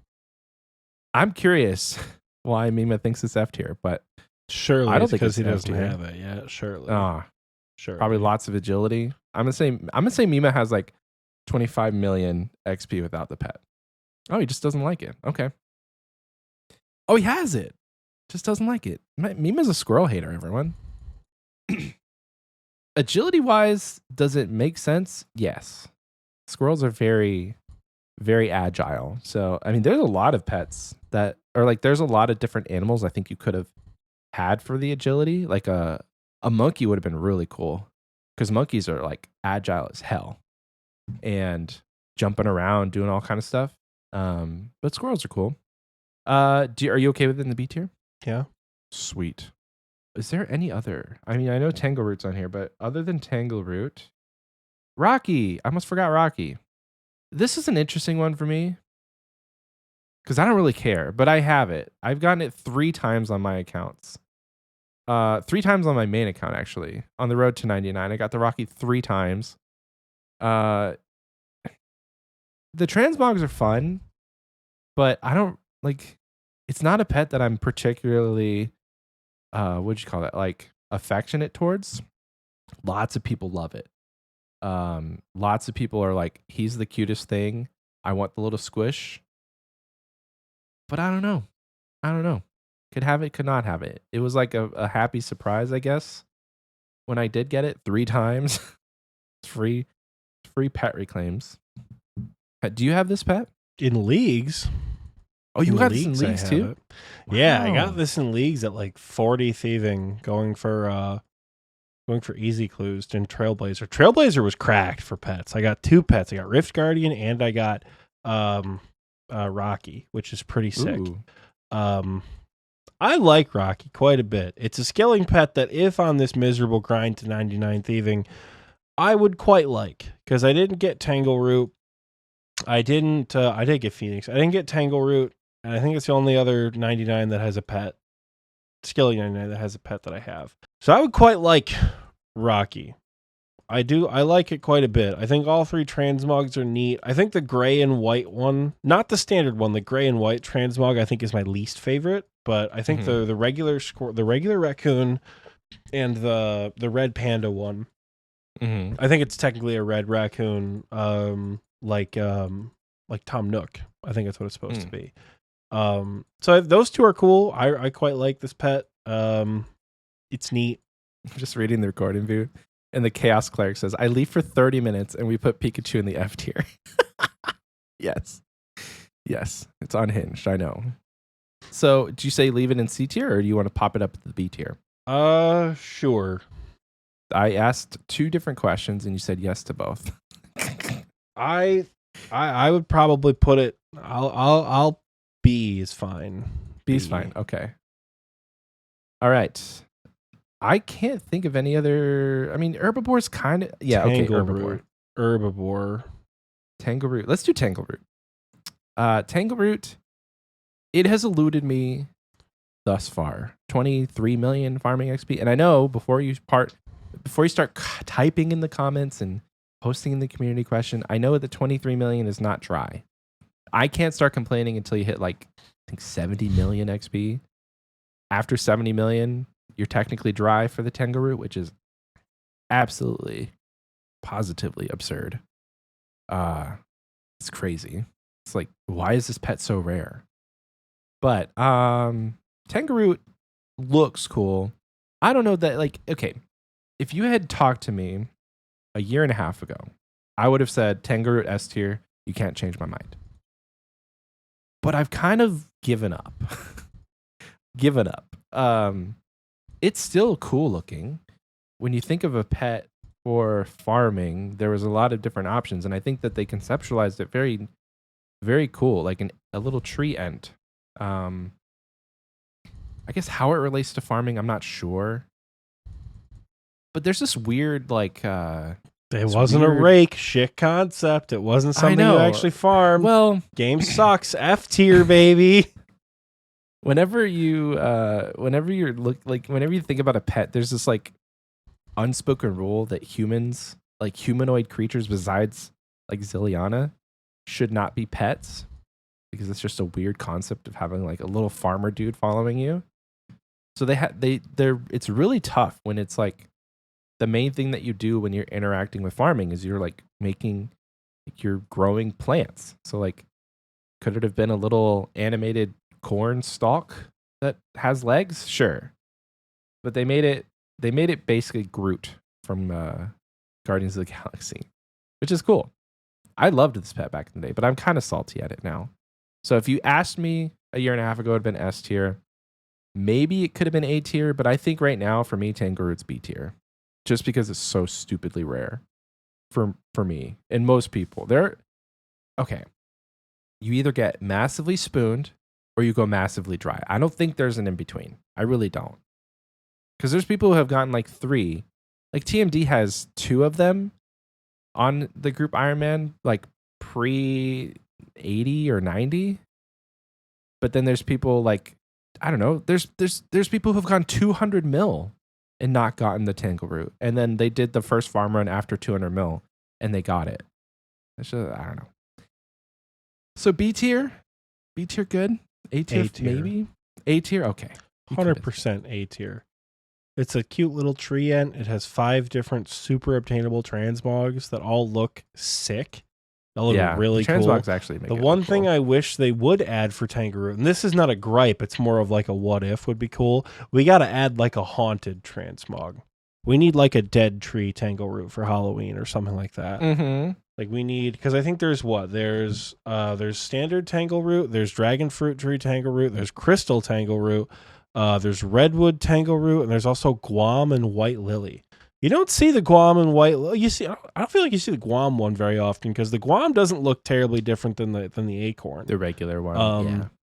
But I think there's definitely cool potential to add more to that. And I think the rate is, the base chance is 1 in 5,000 for redwood, so it's not horrible, but redwoods take a long time. Redwoods take 72 hours. So you get one shot at it, every 72 hours, and it's a 1 in 5,000 chance. Less than that if you got chrono seeds, baby. Tangle Root A tier. That's true. So A tier's fine. I think, I wasn't considering the Transmogs. The Transmogs You're just really I know you're just pissed about this pet. That's why you wanted I the am. B tier. It's not a matter of that it am. looks bad or that it's rare. It's that you don't have it and you're mad about it. I'm so you wanna mad. put it in the I'm B tier. salty. You caught me. I'm salty. I think the last one here is Herbiboar. I'm trying to see if I can find any other skilling pets. Would you call Chompy a skilling pet? I don't know. No, but we in, do the Chompy after miscellaneous. Herbiboar. Okay. Herbiboar. I think Herbiboar's a really cool pet. I got this one pretty early on in my grind. I think I was like 87. I got it at like 2,300 searches or whatever you call it. Harvest count. It's not kill count. It's harvest count. I think it was like 2,300 harvest count. It's a 1 in 6,500, which is it's pretty rare. When I don't even think you need 6,500 searches to get to 99 from 80. I think from 80 to 99, it's like 4,600 roughly. So if you did Herbiboar straight to 99 from the moment that you unlocked it, you wouldn't even hit the rate. So for all those who didn't get it on rate or before 99, basically you're just stuck doing more Herbiboar. I think Mima, we mentioned him earlier, but Mima, I think he went like 13,000 searches or harvest. I don't know. Mima's incredibly dry, or he was, but he got the pet, which is great. Anyway, all that aside, I think this is another one of those like sleeper pets that could be in the A tier, but that would I think you would have to agree on that one. I'm fine with it being in B tier, but if you like it, I feel like it could be in the A tier. Mima got it on 13,587 according to his PM to me. That's a lot of damn Herbiboar. It's like twice the drop rate. This is a pet that also needs transmogs. I've seen people post them on Reddit and Twitter and things like that. This is a pet that needs transmogs. Please. But I'm gonna Uno reverse it back to you, and I'll let you pick the tier for this. Fine. It's going in the B tier. I'm gonna be so laid back next episode when we do all of the boss pets. I'm like, yeah, I'm gonna let you decide on this one because I have basically put these all where they should be. And Oxie's like, yeah, that's fine. Yeah, sure, why not? So I can't wait for the next episode when I'm just like relaxed, reclined, don't have to have any opinions. I have opinions. But you're holding back on me. You're just holding back. Because most of the pets that you're super opinionated about, I don't give a shit about. But you said you have opinions. I have opinions. Where are they? Yeah. I would move some pets up in the list based on like cuteness factor. But well, then I also don't care that much. I think the list looks fantastic as it is. Are we getting into miscellaneous pets next? We should. Because there's a couple here that the wiki has categories. They're like, this is like there's like, okay, let me look at the wiki categories actually to figure out what's miscellaneous. Miscellaneous is, we've already done the Abyssal Protector. That's what they classified that as a miscellaneous. Bloodhound, Cat, Chompy, Hellcat, Herbiboar was technically miscellaneous, Little Creator, Pet Rock, and the Penance Queen. So we've already done a couple of the miscellaneous just because in my mind, they're actually skilling pets and they're not. Like the collection log like categories doesn't have them as a skilling pet. You get them while you're skilling. So let's start with, we already kind of mentioned it, but I think we should start with the Chompy. Mm-hmm. The Chompy, for those of you who don't know about the Chompy, it's kind of a pet that not a lot of people talk about. But if you have the Elite Western Provinces Diary done, that's the only time that you can unlock this pet. You're killing your 1,000 Chompies. You have no shot at getting it. But once you get 1,000 kills and you completed the diary, you get the chance for the Chompy pet. The rate is guaranteed. Not guaranteed. Dog, it's guaranteed. It's 1 in 500. Once you complete the diary. It's 1 in 500, but you have a chance after every kill and every pluck. So fun fact for all of you guys out there killing Chompies, you don't get anything special by plucking before 1,000. Plucking literally is just a second pet chance. So the rate's effectively 1 in 250, I'm pretty sure. Unless the wiki says it's 1 in 500 with killing and plucking together. I don't have the wiki pulled up, but I think this pet is basically guaranteed.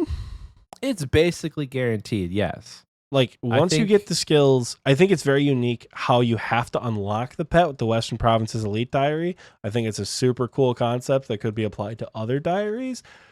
I think it's guaranteed. It's always, there's 3 pets that are left out of almost every bingo. Yeah. Chompy is one of them because it is free AF. And it's gate locked. Like it's locked behind pretty high requirements that like it would just be like we want to. No, I'm not going to get into bingo stuff, but yes. But again, even if it's locked behind high requirements, if I'm the only one on my team who has the Elite Western Province Diary done, I think I got it before TOA when you and I were recording with Dills back for the Wilderness podcast back in the day. It took me like an hour to get a Chompy pet. Yeah. Like, and I got it. It was like 1,200 KC too. So it wasn't like I'd been grinding forever. It's guaranteed. Again, this is a pet where like. The other 2 are Chaos Elemental. And what's the third one? Because I always thought it's just Chompy and Chaos Elemental. Scotizo? Yeah. Usually. But it's not bingo season. So. Right, because Scotizo's, it's fairly common. You just have to have the totems. So Chompy, I don't know, B tier? I feel like there's going to be so many pets in the B tier. Because like it's cute. It's not A tier content. But I don't think it deserves like, maybe C tier? I don't know. I would go C. C? Okay. Yeah, I guess when you look at the lineup of what we have so far in the B tier, it kind of fits in the C tier thematically. So, with that, there is... Okay, this is going to be probably controversial, but I like the Soul Wars pet a lot. But I like a Chonky Boy. How is that controversial? Because a lot of people don't. A lot of people are like, this is a terrible pet. It's so ugly. Like, a lot of people that I've talked to are like, they feel like the Soul Wars pet is not, they like how I feel about the Abyssal Protector. That's how they feel about the Soul Wars pets. But I like it. I think it's cool looking, and I want it so bad on both of my accounts. Like, I was really sad that I did, I don't know, like over 2,000 points so far on my group Ironman, and I haven't gotten it. But it's a 1 in 400, I think, for crates. And I'm only at like 90 KC for Soul Wars. So not even close. But for me, this is an A tier pet because I like it. If it stomps, does it stomp? I don't know if it stomps. I don't know. I need to know if it stomps. Is it recording booth chat? Does anybody know if this pet stomps when it walks? Because it will determine what comes next for my answer. If this pet stomps when it walks, D tier. Flat D tier. I hate stomping pets. It is the worst feature they have added is the damn background noise stomping pets. Soul Wars pet Mima says it does. That's a D tier for me. I hate stomping pets. But what about General Guard? Hate it. Okay, I have two responses to that. One is an actual serious response. They have a plugin that you can download for RuneLight that lets you mute them. I know. But why do I need a third-party plugin for that? Because you hate it? Some people don't mind. Because you hate it, just get the plugin, and then you don't have to worry about it. Some people don't mind it. Like, there are people who can sit at the GE with game sounds on and listen to the ching, ching, ching, ching, ching, ching, ching, ching of the fletching and not cringe. See, that doesn't bother me too much. The stomping of the pets is misery. Oh, gosh. Hate it. See? Hate. Like, everybody has their own opinion. Hate. Just download the plugin, and we can safely put this in the C tier. I will think. I actually no. I personally can't let it go any lower than B tier. If you think it's D tier and I think it's A tier, then I think a good compromise is B tier. I don't know 'Cause how there's that two works. tiers between. Well, it works because you think it's D tier, right? You think it goes here, but there's a plugin that could make it go here because it doesn't have a stomp. But I think it goes here, so then it goes here. By that logic, there's a plugin called Entity Hider where you can hide other people's 2Ds and you never have to see the heron pet ever again. So by that logic, the heron pet goes in the B tier. Okay. Don't do that. What's your other response that doesn't hold any weight to it? False. No, hold on. Go to Entity Hider and turn hold others 2Ds off. Others. If I turn other off, pets and other players' pets. Yeah, you can turn that off. Well, listen, if I turn off other people's pets, then I don't see any pets. I can't filter it to only turn off herons. But there's no heron, is there? I'm not going to do that because I like seeing pets. If I could turn off just the heron, then yes, I would say it could come out of the background noises F tier of most of what happens in this game. I'm very used to it. To it. By your logic, I want to explain this to you. By your logic, there is a plugin called Entity Hider. You can turn off pets. Yeah, but I have to turn off all of them, right? By your logic, there is a plugin that lets you mute pet. All of them, because there's no other pet sound. Everybody else's external sounds too. Everything else is muted. Pets. It's just the stomp. It just mutes the stomp. You can still have all of your other game sounds like you like to have, but it's just the stomps that get muted. So it doesn't matter. The fact that it has to be a RuneLite plugin and is not either off by default or toggleable in settings for the base game. They really should have it be a toggle. Like, it's dumb. I agree with you. Stomping pets. But I don't care who they are. I don't care where they are. Stomping pets are D tier. You won't change my mind. And it applies for every stomping pet on this list. So B tier then? Only to get you to shut the hell up, yes. Okay. Okay. Let's do a silly one. The cat. From Gertrude's Cat. This is a miscellaneous. It's the first pet that arguably anybody gets. Now, this one is on here, as is the pet rock, just for the memes and just for the laughs, because it's not technically a pet that you get a funny feeling like you're being followed. People in their set tone says 200 Death Runes pet. I can confidently say I have never turned in a cat for Death Runes on any account my entire time playing RuneScape. Never once. It doesn't seem worth it to me. Like, it takes 4 hours to like grow up a kitten into a cat when you could spend that time. Like, you could have a cat and you could use it to get stews. It doesn't seem worth it to me just for 4 hours of work to only get 200 Death Runes that I'm going to use in about 30 minutes at Barrows. Nah. You can buy Death Runes. You could do 4 hours of content and get more money and buy 200 Death Runes quicker. Forget about it. So I don't know how that logic stands at all, because you can still kill rats with like wily cats and have new kittens. You could do that. You can have more than one cat once they grow up, I'm pretty sure. Number one. Number two, Reincaros, you can pick whatever cat color you want going forward. I don't know. I think the point is you accrue Death Runes with cats, so when you get Iban's Blast, the only feasible spell to use before a Triton, you have more than enough so that when you start doing Barrows and you can replenish your runes from Barrows, you have a decent enough stock. Also, you need Death Runes, and money is dog shit to get on a low-level Iron Man. So all the content that you could do to get a whole lot of money, other than risking your neck at Revenants for maybe something worth high alking for a little bit, which you're going to end up paying in the Revenant K fee anyway, I don't know if it's so worthless as that. And you know I hate defending Iron Men. So does that make the cat higher in the tiers for you? The fact that you can trade it out? I just like cats. You are a cat guy. You're a cat lady. I think the cat model needs to be updated. I think I think it was, I don't know who it was. Maybe it was Mod Light or Mod Elena or somebody was like, hey, what pets should we work on? And she was like, give us suggestions, or for like transmogs and shit. And I posted a picture of B. I'm like, we need more cat options, starting with a calico, and like actually update the model and make it look good.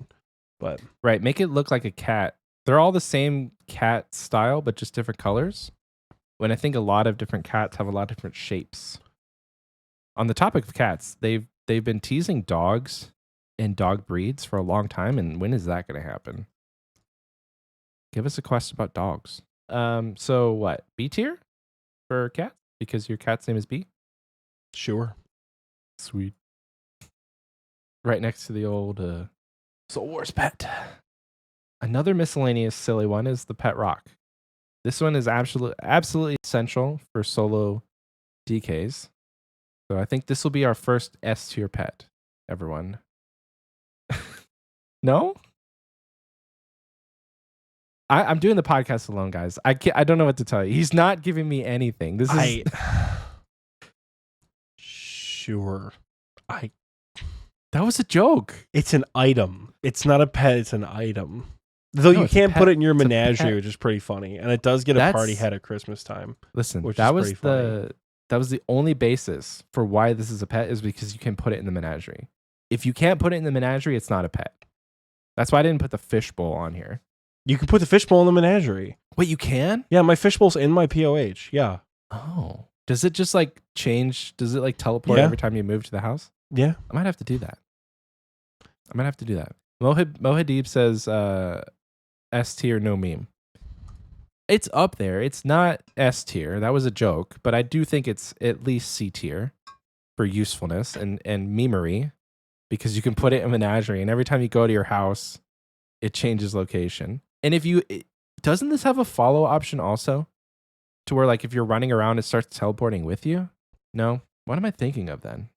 Maybe you just drop it on the ground and it has a little party hat. Because I've seen them on the ground. Yeah. Like at the GE. It has a party hat, yeah. Okay. Well then, I mean, does it B tier because of the party hat though? Maybe it's B tier. It's got usefulness and it's got a party hat. If that's one thing I wish that Jagex would do is like expand the number of pets that get hats during Christmas. Because it's always the same ones, but like they're adding new pets all the time. And the one pet that actually has a hat doesn't get his hat changed ever. And it's quite sad. I'm very upset. We'll talk about that more in a minute when we talk about my favorite pet of all time. Spoilers. So the pet rock, let's just pop it in the C tier and move on to my favorite pet of all time, the bloodhound. Going conveniently right there. That's the one. I can't like, okay, maybe, and we'll get into this next week, but maybe I could have thrown the TOA up there, but I don't have it. Like how am I going to rate a pet as my favorite pet of all time and not have it?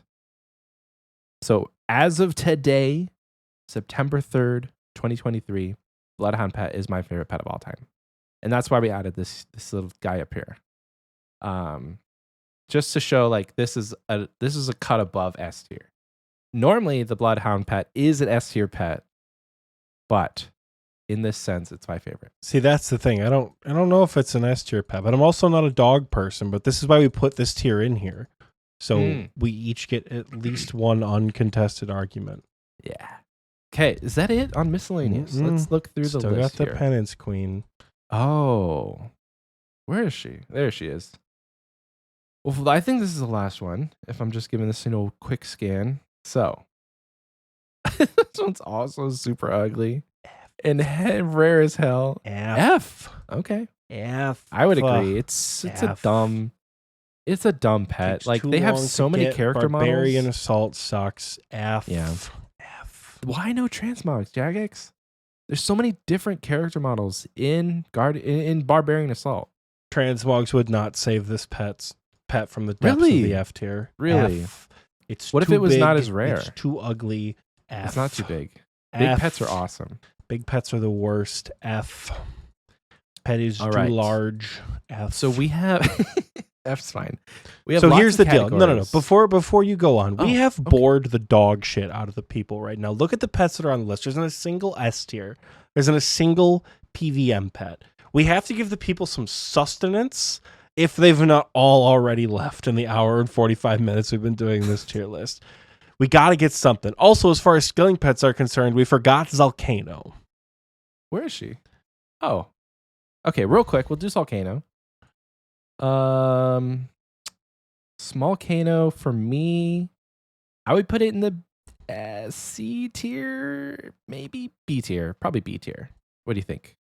Sure. I guess the all-time favorite is not necessarily like we should be still considering these through S through F, and B is pretty mid. So not mid as in bad, it's middle B tier. We were gonna get through all of these. I'm glad you caught that because it's like we were gonna get through all of these boss pets, and then Small Kano would be like, "Where did you come from?" Okay, like I said, we have to give the people something to chew on, something to digest, something. We have to give you something to chew on. I thought you were asleep at one point. This whole time. I'm sorry, Slayer we've done pets? a bunch of pets I'm super indifferent about. Slayer pets. I think Slayer there's pet. what? There's 1, 2, 3, 4. I think there's 5 Slayer pets. I think that's fine. Man, these are all so small. 6, 5, 6. Missing 1, 2, 3. 1. Mole is not this one. Mole is not a Slayer pet. I see it. I'm just waiting for you to find it. So get there. Warmer, colder, warmer, warmer. There it is. Oh, there it is. There it is. All right. There she blows. Of level 2. So it goes Abyssal, Kraken. No. Guardians. Okay. Perfect. So now moving on to what Oxie calls the meat of the sandwich. Something to live for, apparently. Slayer pets. Starting at the lowest Slayer requirement. Live for what the hell? Noon. Listen, I feel like we could have had this entire tier list without any of the skilling or miscellaneous, and you would have been perfectly fine. Could have just been ranking all the boss pets. I like a lot of the skill pets. I don't have a hatred for them. Patiently waiting for next week. Patiently waiting for next week. Like I said, Yes, the Claire. people they're fading fast, as you would say, Michael. Well, pull out your espresso and let's go. We got Slayer pets. Gargoyle's pet is okay. Can we just establish most of the boss pets are not going to fall below B tier? In my opinion. I said most. I know there are some F tier boss pets, but most of them are going to be B tier or higher. And starting with the Gargoyle's pet, it's pretty much A tier for me. It is a cool pet. The fact that it's got the little flappy wings. I like when when pets are animated, and this is one of them. It's got a great animation, and it follows you around. All of them do. I don't know why that's a thing, but it flies around when it follows you, I should say. And it's got 2 versions. The boss sucks to kill. That could knock it down a few rungs, but Chaos Cleric previously, Michael said previously, frick flying pets. No, listen, it's just the heron. I told you guys, it's not that they fly. It's just that the heron looks dumb when it's flying.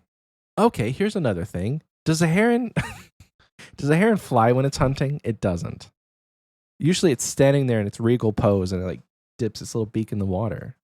So why is it flying if it's hunting fish? Because this game had absolutely shitty technical infrastructure when they made it in 2014 when the heron came out or whatever it was. Because they were using code from 7 years in the past. Yeah. So why isn't the beaver flying? Lighten him up. All right, bird expert. Okay. B tier. No, I said A tier. A tier.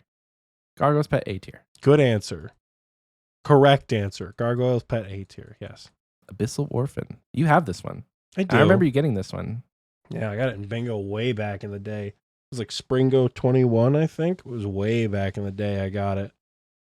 was pretty spooned on it too. It was like 212, my like second or third unsired. Like it was, got real lucky. So where would you put it? I don't know, because I really like Abyssal Demons in the game. Fun Let fact, me see. this is the superior Abyssal Demon character model. I don't think it is. Talking about It is. It is not the regular. This is the superior version. Maybe it's a little bit different. Greater Abyssal Demon? No, the Greater Abyssal Demon is spikier. I'm pretty sure. Is it? Yeah. So Abyssal Sire. Wait, so this is its own model? That's cool. I mean, yeah, Recolored. yeah. I don't know how you would, but yeah, the Abyssal Orphan is. It looks more like an Abyssal Demon than a Greater Abyssal Demon. IMO. I think I actually finally moved the Abyssal Orphan to my POH. Actually, though, I think it didn't quite make the cut, and it ended up in the menagerie. But Mima in the recording booth said it's just the chompy chick, but sideways. Is that real? oh god, Is that real? oh There's god. no shot. There's no shot. There's no shot. We're gonna get to Shracnus, but so you never gave me a rating here. Is it what? Is it B tier because you're mad about it? Because I think it's cool. We talked about this. What am I mad about? The fact that it's not a sire and that it's an Abyssal Demon from the sire. Oh, no, honey. I was using that to counteract your dumbass logic for whatever pet you were talking about at the time. I hate the way sire looks. Oh, that so art style. That art style they had in that time period of Old School RuneScape 2014, 2015 looks like shit. You really don't like it. And Sire is a horrendous looking creature. I think it fits the aesthetic of the Abyss being otherworldly, but I just don't like it. I think a bit like if this were an Abyssal Sire pet, F tier, 100%. Given that I like Abyssal Demons though, I mean, I don't know. I'd flip a coin between B and B, I guess. I'll put it in the B tier. Okay. Because I like Abyssal Demons, but I don't think it's my favorite pet. I think for a while it was up there because it was one of the fewer pets that I had. Mm-hmm. And then as I got more and more pets, the more I started to be like, unfortunately, this is just like dropping down pegs in my thing here. So yeah. All right then, Kraken. Let's get cracking on. I'm torn with this one, really, because I think it's a really dumb pet, but it has so much like memory within our clan that I think I would feel bad putting in the F tier where I think it deserves to be. There's one guy, his name is Too Much Dad, and he has been hunting this pet on his main account like it's his last meal. He wants it, and I don't think he wants it for the fact that he wants it anymore. I think he just wants to get it over with. And is still killing Kraken. I think he's at like 7,000 or 8,000 KC. I mean, he's got it on his iron now, so he does have it on the iron, which is why I like. I don't think it's as much as like he wants it because he loves the pet. I think it's just become his like villain origin story. Like I don't have it, so he wants it. And for that reason, I think it's become more iconic than what F tier deserves. But if I didn't know TMD, this would 100% be an F tier pet. I have it on my account. I green logged Kraken like sub 1,000 KC, and it's forever a menagerie pet. Like I don't even know if I want to put it in the menagerie. That's how much I don't like it. I green logged Kraken at 444 KC, killing Kraken in bed next to my sleeping ex while up north on vacation because I went to bed way earlier than her and most of her family. So I was just like in bed doing a Slayer task. It was my final kill of the task, I'm pretty sure. And I got the pet 444 KC, and I had to like refrain from freaking out because she was like out cold next to me. I was like really excited. I think this pet is to your argument, it could be a little bit bigger. It is very tiny for the size of Kraken in a game. It's very, very small. So I think it could have scaled it up a little bit to make it look a little better. This is the only Slayer boss pet that I am super indifferent about. Mm-hmm. It's like to me, it's the most attainable of all the Slayer boss pets because Kraken, like we said, you can just like start the kill and leave the room and you'll be fine. Like, Yeah. So I don't feel particularly strong about this pet one way or another. But I don't think it's necessarily F tier. So maybe D super tier? middle of D the road. tier. Yeah, D tier. So B, Because you're right, it's not C F tier. huh? D tier. No, C why? tier? No, but why D tier? This is where I'm confused about the logic here. My indifference should be middle of the road, right? B tier, Yeah. C tier, where we have, frankly, B tier is where a lot of our middle of the road pets are.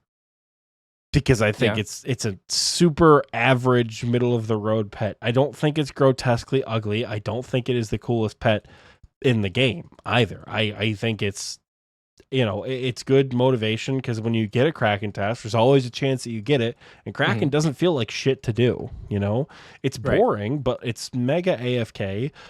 I don't know. I would put this B tier. Just like, I don't know. So C tier compromise then? Fine with me. Because I was content with F tier. That's why I put it in the D tier. But C tier compromise is fine. That's a good one.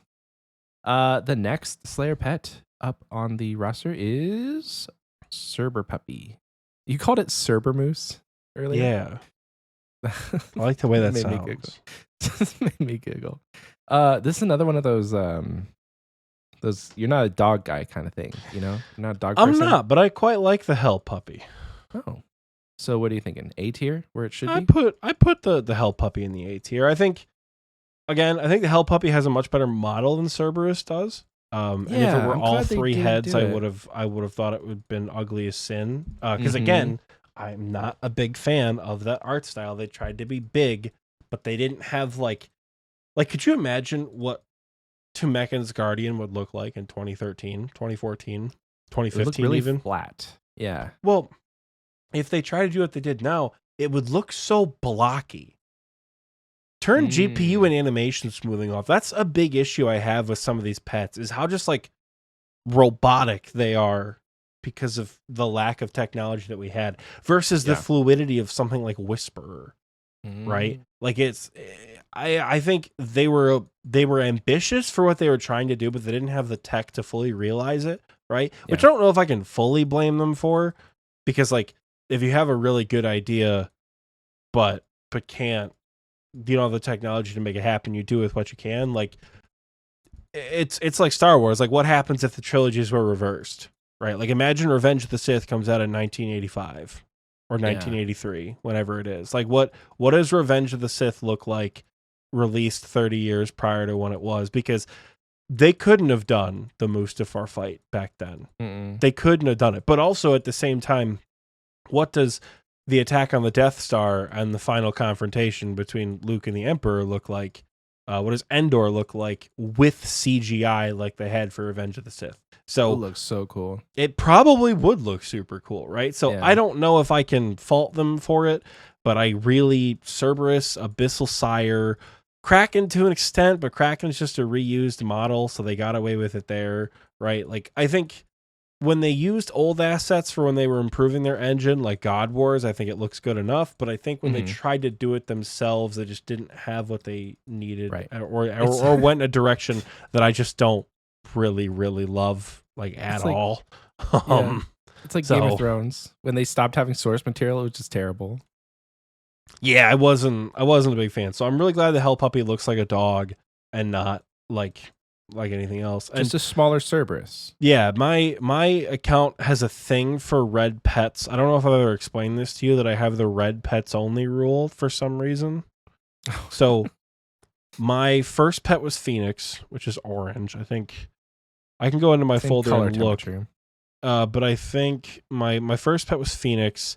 And then after Phoenix, it was, I want to say it was Abyssal Orphan, I think, though I'm not 100% sure. I want to say it was Abyssal Orphan. Then I think it was Jad. September 29th, 2020. No, okay, so it was Phoenix, then it was Jad, then it was Abyssal Orphan. Then I want to say it was Chaos Elemental, which is a variant of red, right? Because it has So purple. because it has purple. And then it was Venenatis, which was red. Then it was Nightmare, which is purple, which is red-ish.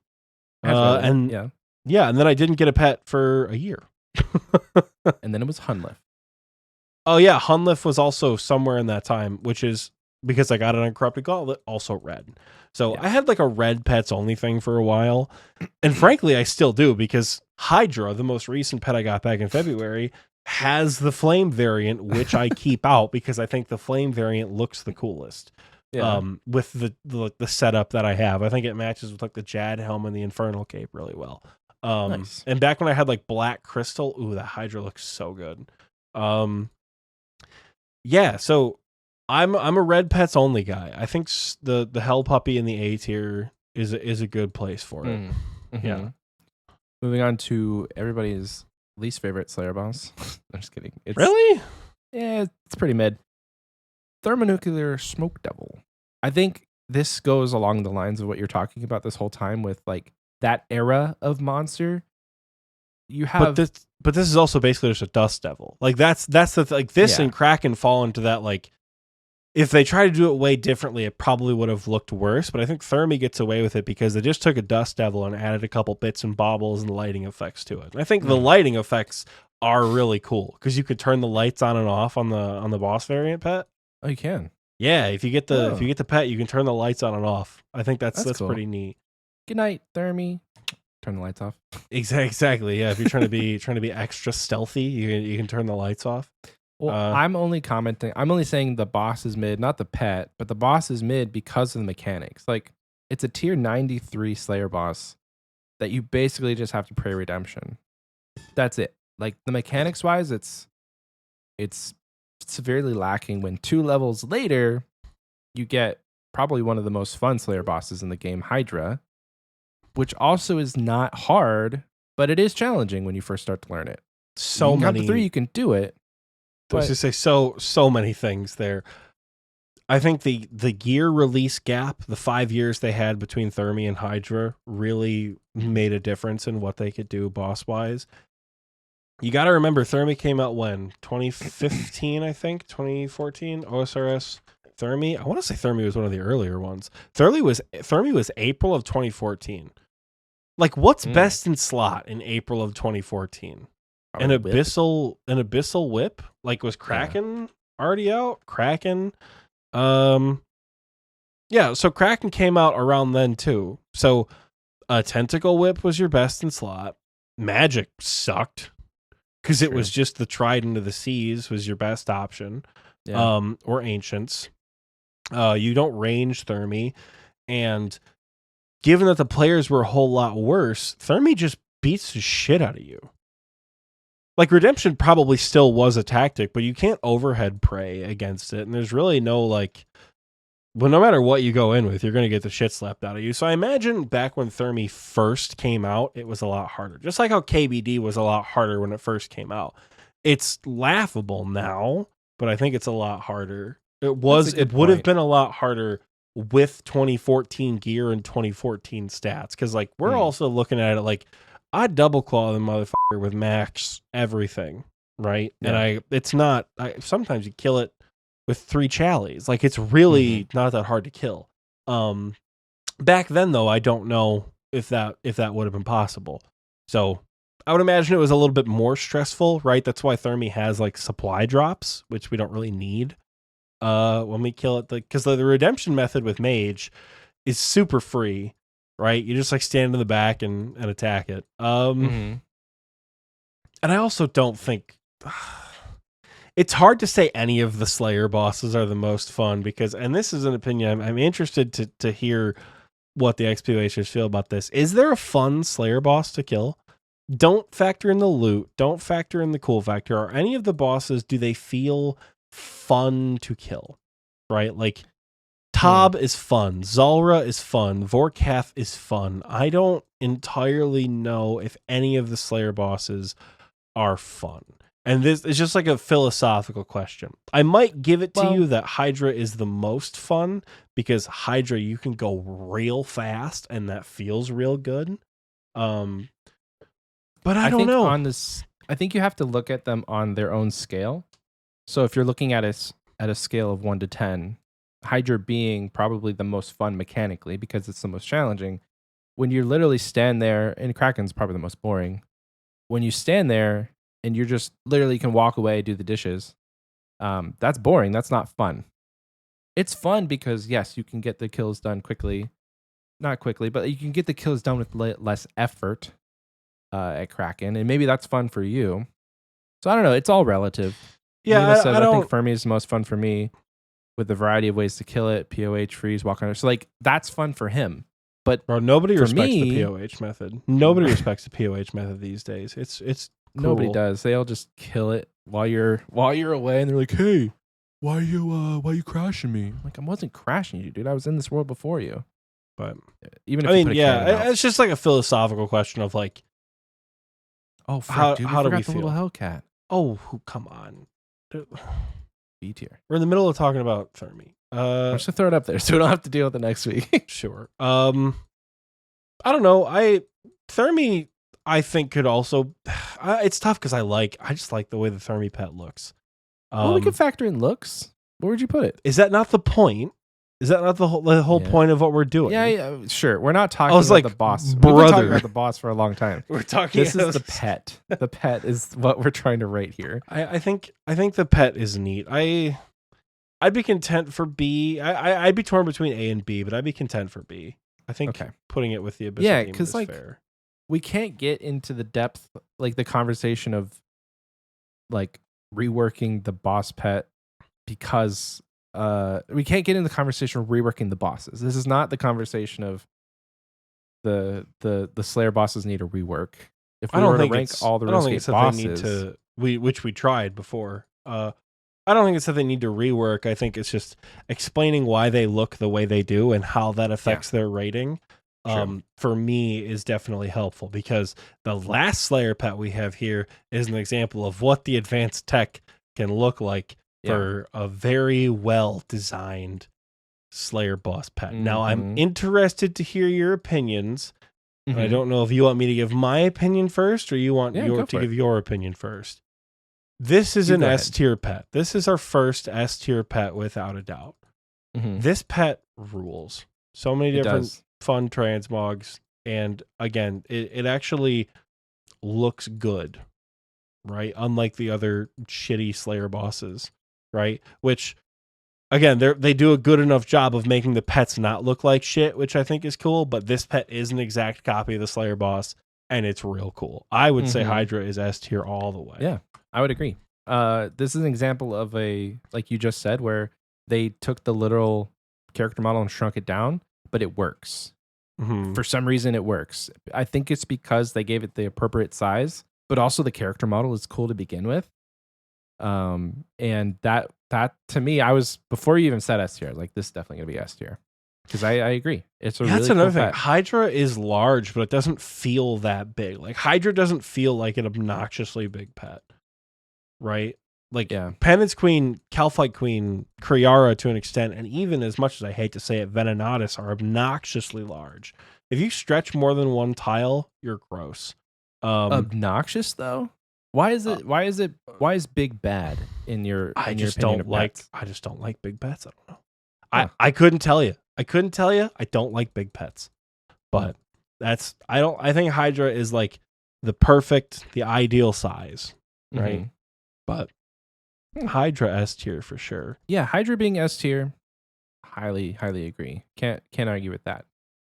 Moving on to our final set for this episode. Let's do the money boss pets.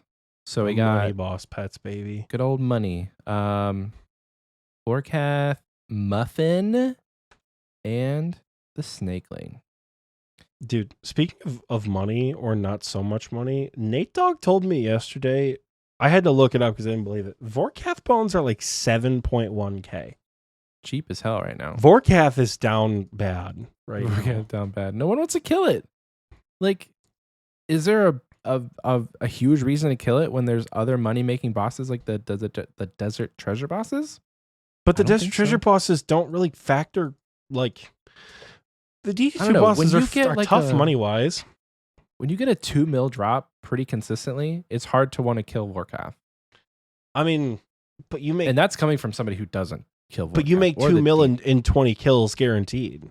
Like if you don't get an Awakener Orb in 20 kills, you get what, a couple 100K at some of these bosses sometimes. The problem with the money per hour for the Desert Treasure 2 bosses is it factors the rings.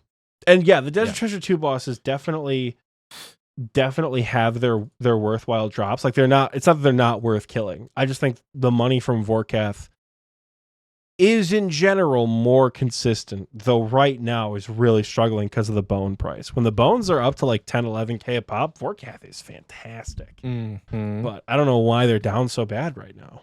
But it's because people don't want to kill it. And maybe they nuked a bunch of bots. I don't know. Or you think if they nuked the bots, the prices would have gone up? The price would go up. So maybe there are more bots killing Vorkath. Yeah, who knows? I don't know. In any case, though, pet time. It's good for people who want 99 prayer. Yeah. Because it's literally half the price of what it would be a few months ago. Vorkath. Let's start with Vorkath then. Yeah. I want to hear your opinion on this one because I don't have a strong opinion about Vorkath. I mean, I really like the Vorkath pet. It's one of what? I think it's one of 2 dragon pets in the game, technically. And it's wait, is Hydra not a dragon? Oh well, yeah, one of 3 dragon pets. Okay. And we'll get into this next week. It is objectively better than the white dragon pet. That's a little teaser for next week. We'll get to it. We'll get to it. Wait, then there's 4 dragons. What other dragon are you? What? KBD, Vorkath. Oh right, Olm, KBD, Vorkath, Hydra. Whatever. It's better than the white dragon pet. That's all I'll say. I like Vorkath. I like the Vorkath pet quite a bit. It's one of those pets where like I want to do a lot of Vorkath, like I want to grind the pet, but every time I do Vorkath for a while, like as much as I enjoy it, it's not a pet that I can be like, yes, I can. I find it hard to get my rhythm with Vorkath, killing the boss wise. So I think hunting for the pet one day would be cool, and it's been on my like dream pet list for a couple of years. So I think putting it in A tier for me is good. I know some people really like this pet and they really want to see it in the S tier. And I wouldn't be opposed to an S tier argument if you present one. But I think say B tier. It's kind of small for how big Vorkath is. And that to me, anytime there's a small pet in relation to how big the boss is, I know you hate big pets, but like it's smaller the better, baby. No. I agree. Smaller can be good. Like in the terms of if they had a squirrel that was like 2 or 3 times the size of the actual squirrel, I'd be like, what are you guys doing? I know it says giant squirrel, but that's like unrealistically big. But like it's a dragon. And that thing looks like a tiny lizard following you. So it doesn't give the prowess I think that Vorkath has. So that for me, it would be a B tier. I still say A tier because I think it looks cool as hell, but it's too tiny. I don't think that puts it in rare. B tier though. It's very rare. It's like 1 in 3,000 or something. Too rare. Oh honey, you're gonna love the God of War dungeon if that's a case. I know. Listen, it's not a blanket rare bad. I just think that killing it is a slog sometimes, and that's the thing. Rare. I can't find a good. I have trouble finding a good rhythm with Vorkath, but I really like the fight itself. I don't know what it is. I don't know if I need to take more breaks in between trips, but like, I love melee Vorkath. I've said it probably 1,000 times on this show. I love melee Vorkath. Feargarden just sent a smiley face to the recording booth chat, and I know why he said it. He knows why he said it. He won our Money Boss weekend for Vorkath, so nice. He'd never want to go back. But I enjoy Vorkath quite a bit, which is actually funny. When we did that Money Boss weekend for the Springo tile, I was like, oh baby, I'm gonna compete and I'm gonna win. And then I remembered what the prize was, and it was like pick a tile. I'm like, I planned the other 61 tiles for this event. I don't Like, I think once I had that realization, I was like a few hours in, I was like, oh yeah, baby, we're grinding. I think at the 2-hour mark, once I realized like, oh right, I made the board, I just like immediately my brain shut off and I'm like, I'm gonna go do something else. Like I just stopped doing Vorkath. Like I stopped caring about the prize. There was no title that went along with it. And I'm like, whatever. I'll just do this later. But I think Vorkath is a shoo-in for the A tier. And I know I'm disappointing some people by not putting it in the S tier. But I don't think it's S tier, but A tier is fine with me. If that, I could see the thing that would make it S tier for me is if it's a little bigger. If it was a little bit bigger to match the prowess of Vorkath, I would say go ahead. Let's put in the S tier because dragons are sick. I like dragons. Yeah, we need more dragon. We need more dragon bosses. We need more dragon bosses. Period. Yeah. We need to add some value back to the dragon hunter gear. We need more dragon bosses. Period. But yeah. So Muffin's up next. This little ugly cutie. Now, on terms of ugliness, this doesn't actually affect. Like it's ugly, but it's not. It's not like cuter Abyssal. Ugly. It's a cute ugly. Like it makes. It's sense. not the This cutest ugly, which we'll get to next week. But it's Sure. not the cutest ugly. Right. I feel like Muffin's probably a solid B tier pet. It's decently easy enough. Feels like to get. A lot of people got this pet sub 100 KC day one, which is crazy. Like there are people in our clan who green logged Muspa. Yeah, we literally thought the drop rate was boosted day one because so many people got the Muffin pet early, and then all the XP wasters know they're all thinking about what about Doc who took like 1,000. I think what was Doc Doc's like final 5,500 or something. Yeah, like a disgusting amount, like top 100 for Muspa or something. I think the poor man went 4388, rank 64 for Muspa. Yeah. But I this is a pet, like of the 3 money bosses, I'm the most indifferent about this one because I think the transmogged Muspa looks cool. Yeah. I think if this pet had an animation like the Desert Treasure 2 bosses, like I think if you can make it go with its head or whatever, that would put it up to me in the A tier for sure. Right now it's bouncing between the A tier and the B tier because cool enough, right? But B tier. Solid B tier. I don't like I said, it's bouncing between A and B. Well, if we're taking both of our opinions into consideration, I think we always should equal them out. Because we're both rating these. Like if we had our individual tier list, yeah.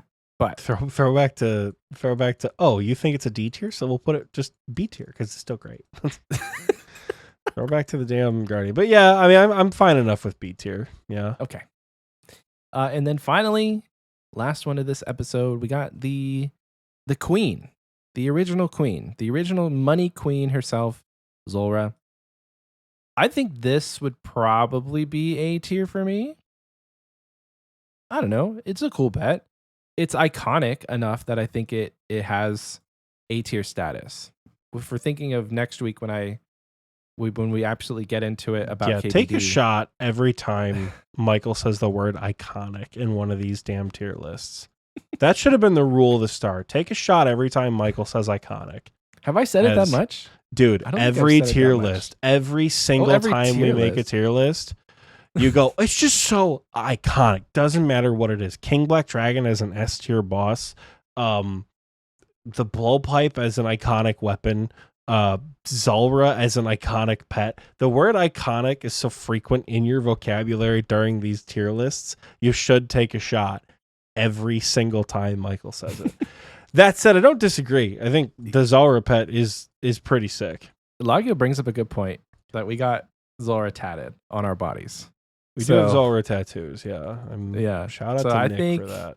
A tier? A tier. Probably A tier. I don't know where else. Maybe B tier? No. I don't know. Don't disrespect Zulrah like that. Well, don't if it's not B tier, then it's A tier. B tier. What is it? S I think tier? the argument is it an S tier pet? Do yourself a favor, look up the Zulrah pet pre-update. OSRS Snakeling. do yourself a favor, look up the snakeling and scroll all the way to the bottom, or there's not much page to it. From the 8th of January to the 15th of January. That's real? The first week it was out. That's what real? the Zulrah snakeling looked like. Well, that's what all the snakelings in the arena looked like. Oh my gosh. And then, because it was just a sea snake that was recolored, and people were like, this looks terrible. So then they're like, but again, it's just an asset reuse thing that I know you despise for some reason. So they're like, what if, hear me out, what if we just made it Zulrah?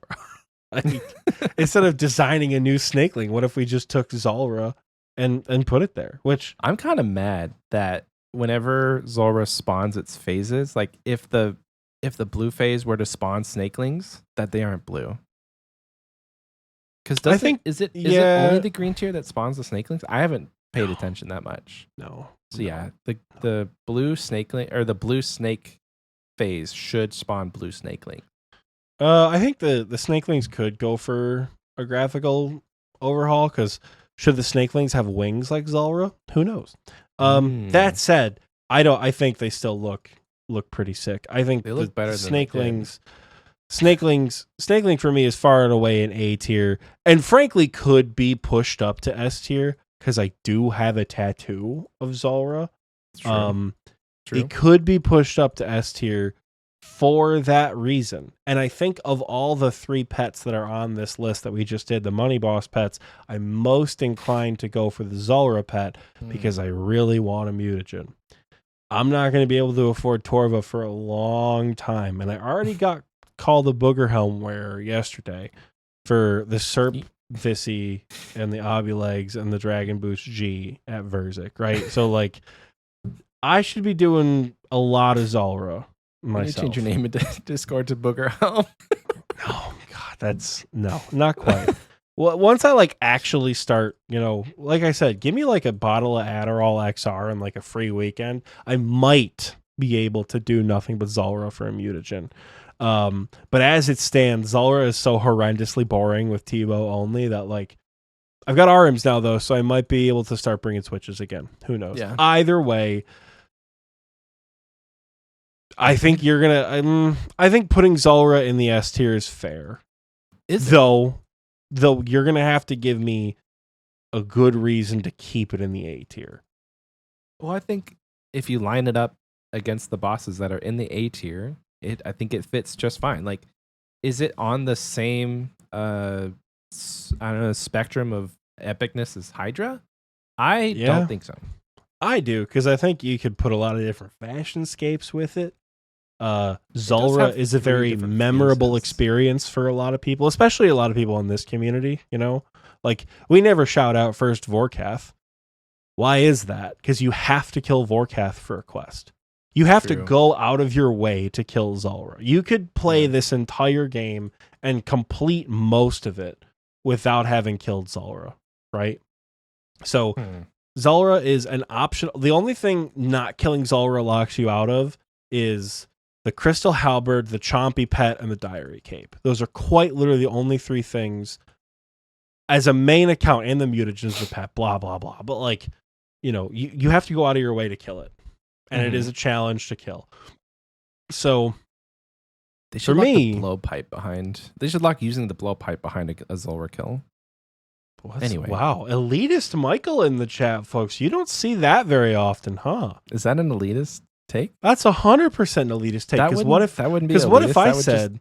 Well, what if I said you shouldn't be able to transmog the bulwark like they're suggesting without an infernal cape? How'd you feel about that? That would be a dumb logic because it's a League's item. You don't get the bulwark from. But what if it's not anywhere related to Desire? So it shouldn't be a League's item then. Why not? I don't know. I'm being elitist to provoke. If we shouldn't use the blowpipe to kill. I'm just interested where the logic do you comes disagree? from. I do 100% disagree. I guarantee everyone in the chat right now who's not a shitty Iron Man, what did you kill Zulrah with? Your main account. What did you kill? What did you use to kill Zulrah your first time? Not shitty Iron Man. What's the first weapon you used to kill Zulrah? The answer a blowpipe. is a blowpipe. Mima said Tebow. Jesus Christ. Like, Listen, it would raise the it's not value my of the fault. blowpipe. It's not my fault you waited to kill Zulrah. It's not for that hard long. to kill it. The point is, like blowpipe is the move, right? Unless you are waiting for a Bofa or a Tebow or a Shadow or something, or you're a shitty Iron Man who doesn't have one, right? For most main accounts, killing Zulrah, blowpipe is the weapon they use to kill it. It's affordable. The charges are not as expensive as they. Jesus Christ, the charges aren't nearly as expensive as they were. Blowpipe shots used to be like hundreds per shot. Now it's like negligible because Zulrah scales are so cheap. Throwback to when Zulrah scales were so goddamn expensive, dude. But in any case, that's not what we're arguing today. I still think I think Fine. S tier could be fair for Zulrah. I don't The have any reason why Transmogs, the it tattoo. shouldn't. I think the Zulrah pet could be an S tier for sure. Okay. I don't have any other reason why it shouldn't. I just don't think it is. But I don't have a reason enough to make the argument that I can't concede and say, yeah, it's S tier. Well, I think that does it for the first section of this episode. Yeah. You guys see all the pets we have left. So next episode is probably going to be a banger. So if you're not watching, basically we have all of the other PVM pets such as Raids, God Wars, Miscellaneous. We have some Transmogs on there. We have another like Organist 34 or pets. 35 pets on this Yeah. list, I'm pretty sure, So- if I counted correctly. Get ready. Because this is going to be a banger next week. This one is a banger too. I'm not going to sit here and tell you that this is the redheaded stepchild of Xpwaste episodes. This is a great episode. I loved making it. But next week's going to be interesting. Come, locked and loaded with all your hot takes that make Oxie shake his head and roll his eyes. Because I will be there. There's doing not that. much for next week. I was going to say there's not much that made me roll my eyes this week, but Anyway, folks, thank you so much for hanging out with us in this portion of the episode. If you stick around just a little bit after the commercials, we'll have some fun stuff for you, as always. So I'm going to eat some food, and we'll see you guys in a little bit.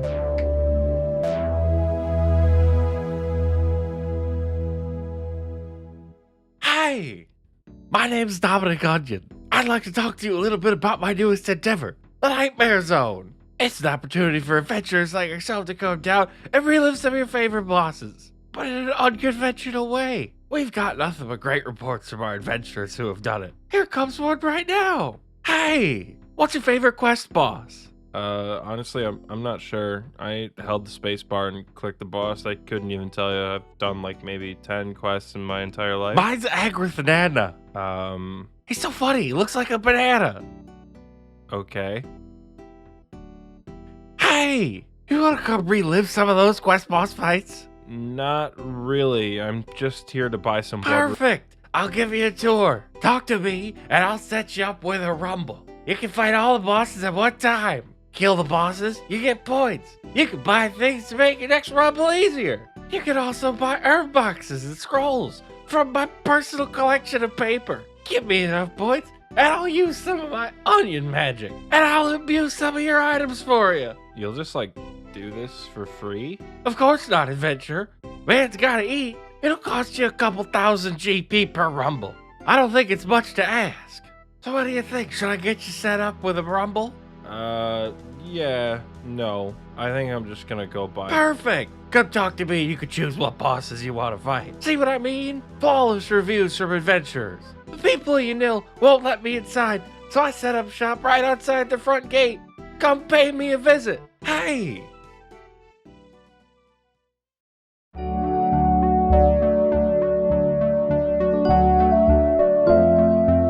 Welcome back.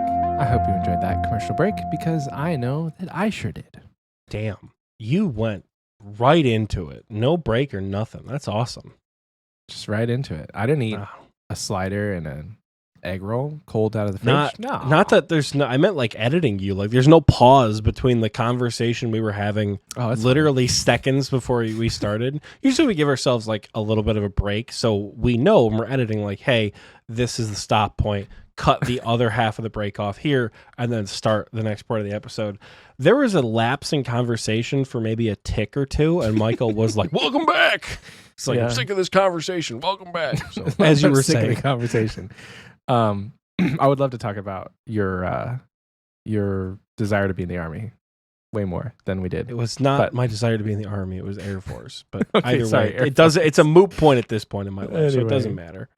It is not the part of the episode where we talk about being in the army. It's the part where we talk about the patrons. That's two And- shitty transitions in one day. I don't need this heat. Trying to do my job here, buddy. Thank you so much to all of our patrons. So a part of what we do here on the show is we have the show, obviously, but we have things like the meetups and giveaways that are not related to Patreon in any way.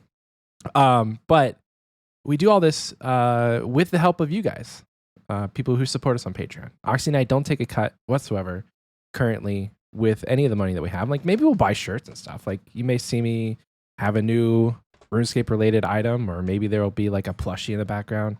But we don't take a cut to line our pockets, essentially. So everything goes back into the show, and it's with your help. So we don't actually have any new Wise Little Man patrons this week. Normally, if we have a new Wise Little Man patron, we would shout them out. And if you're in the Wise Little Man tier and it's your first week ever, well, you get a shout out. But on the screen now is our current Wise Little Man patrons. Thank you so much to everyone who does support us in the Wise Little Man tier. You guys are amazing. I think one of the best perks of the Wise Little Man tier is the recording booth. That's when you get that content unlocked and they get to hang out with us. A lot of the people who are in the recording booth now are people in the Wise Little Man tier. And I think that they would, if you had like a survey that went out to everybody in the Wise Little Man tier and you asked them, what's your favorite perk?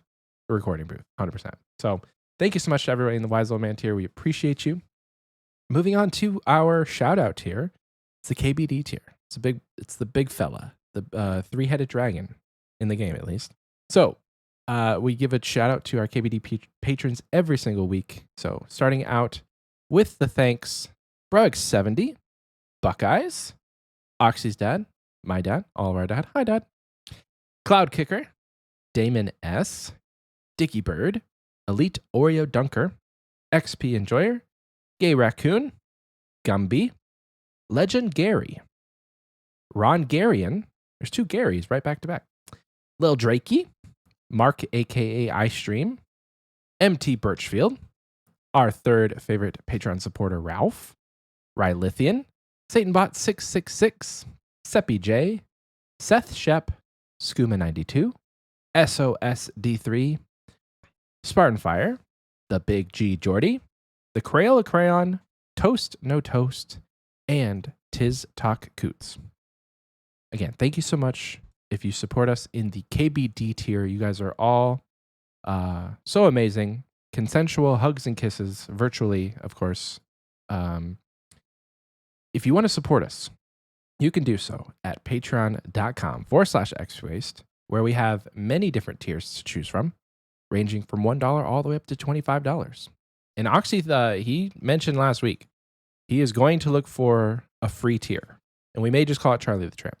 So if that is something that could interest you, again, We won't go to disrespect you like that. We're not going to do that. that's something that you're interested in, you can check us out. Link is in the description, but it's patreon.com/XPWaste. Now, I'm going to throw it over to the most handsome co-host of the show, Michael, for everybody's favorite segment called The Community Question. We're going to answer the question from last week, which was, for no other reason than I was just hungry, what is your favorite breakfast food? We asked you guys to drop them in the comment, and you did. So, starting us off, we have the Rep Dog, who says, a VB long neck. The Aussies will understand. I don't know what VB long necks are, and I didn't Google it. I think Oxie's Googling it right. Googling it sounds right like now. Alcohol. That's alcohol. For breakfast?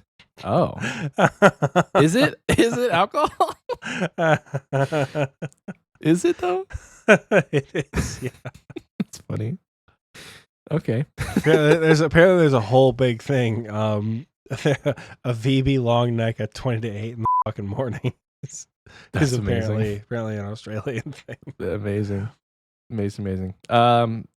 Next up we have Otis, who says, haven't had these yet, but I'm excited to try them. Peanut butter and strawberry jelly French toast and bacon sausage breakfast sandwiches with grilled cheese. Maybe those are two different things.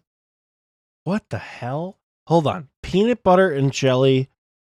Peanut butter and strawberry jelly French toast, bacon sausage sandwich. That's what I'm confused. There's no, like, he says and. Maybe it's just like he's saying there's peanut butter and jelly French toast and a separate item is bacon and sausage breakfast Sounds like sandwiches. I mean, honestly, stack them together. Evangor says that's too many goddamn flavors.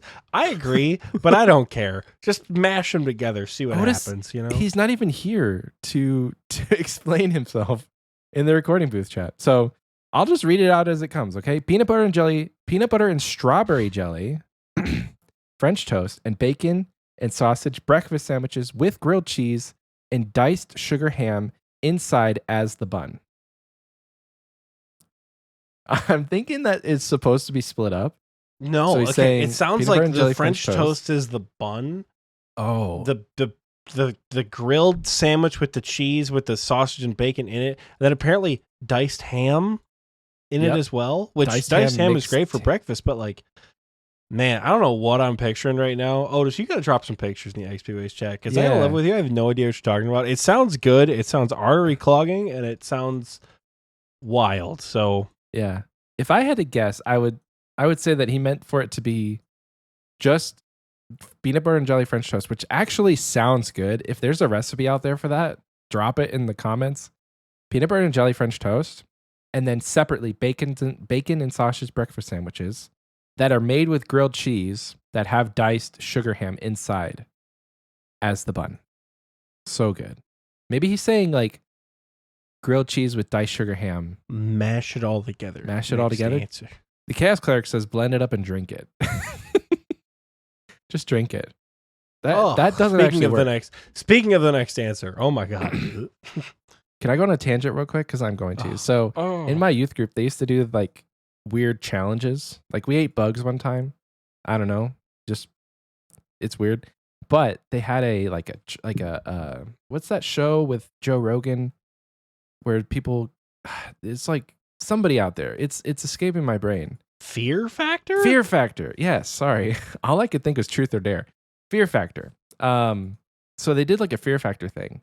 And one of them was who could drink blended up McDonald's. So you had a cheeseburger, fries, Coke, and chicken nuggets all blended up in like a mason jar. And who could down the whole thing first got points for their team. And I did it. The whole jar. Just down the hatch.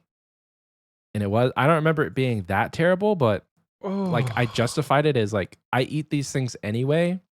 What's the difference if they're all just blended up together? Anyway, that was 16-year-old me. I probably would still do it as an adult though.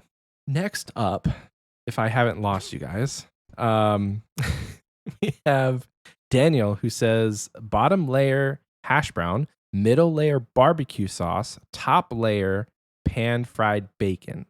That just sounds like a breakfast tostada. Barbecue sauce? So hash brown, barbecue sauce, bacon. You lost me with barbecue sauce. You don't like it's barbecue got potential. Sauce? I'm just picturing like Sweet Baby Ray's absolutely just derailing the whole thing. Huh. So I like barbecue sauce. But somebody said I like barbecue for brekkie? Oh. Yeah, because barbecue sauce for breakfast. Again, sounds like a sin. If it's like, I don't know, a nicer barbecue sauce. I'm literally picturing like, let's put Sweet Baby Ray's or Open Pit on that shit and just like call it good. And I'm like, I don't know. I don't know if it's a lot though, because you're thinking like smother it in. I'm thinking like a nice thin layer that just coats the hash brown real quick.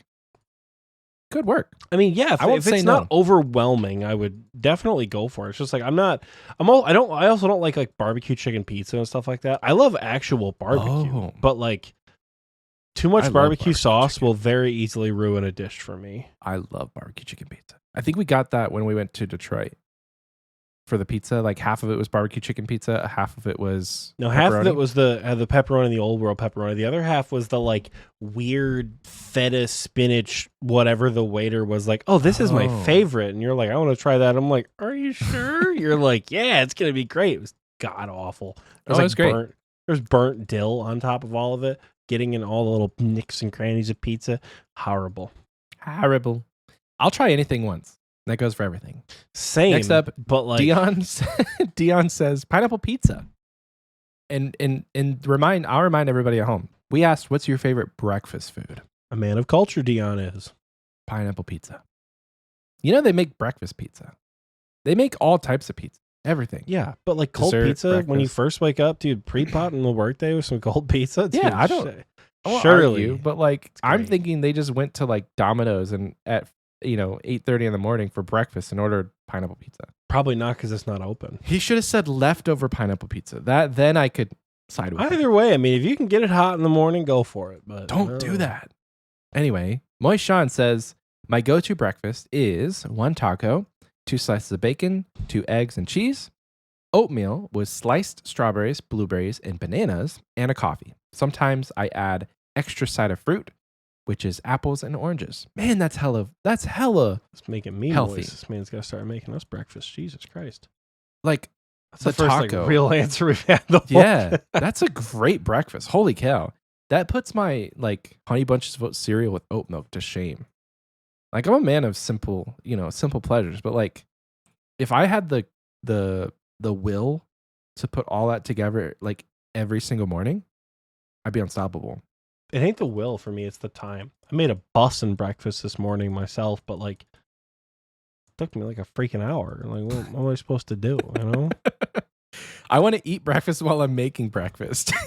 Just so I know? just don't want to have to like rush to work. I was having this conversation with a gal I was talking to today. Like, I'm a night owl, 100,000,000% a night owl. I don't hate mornings.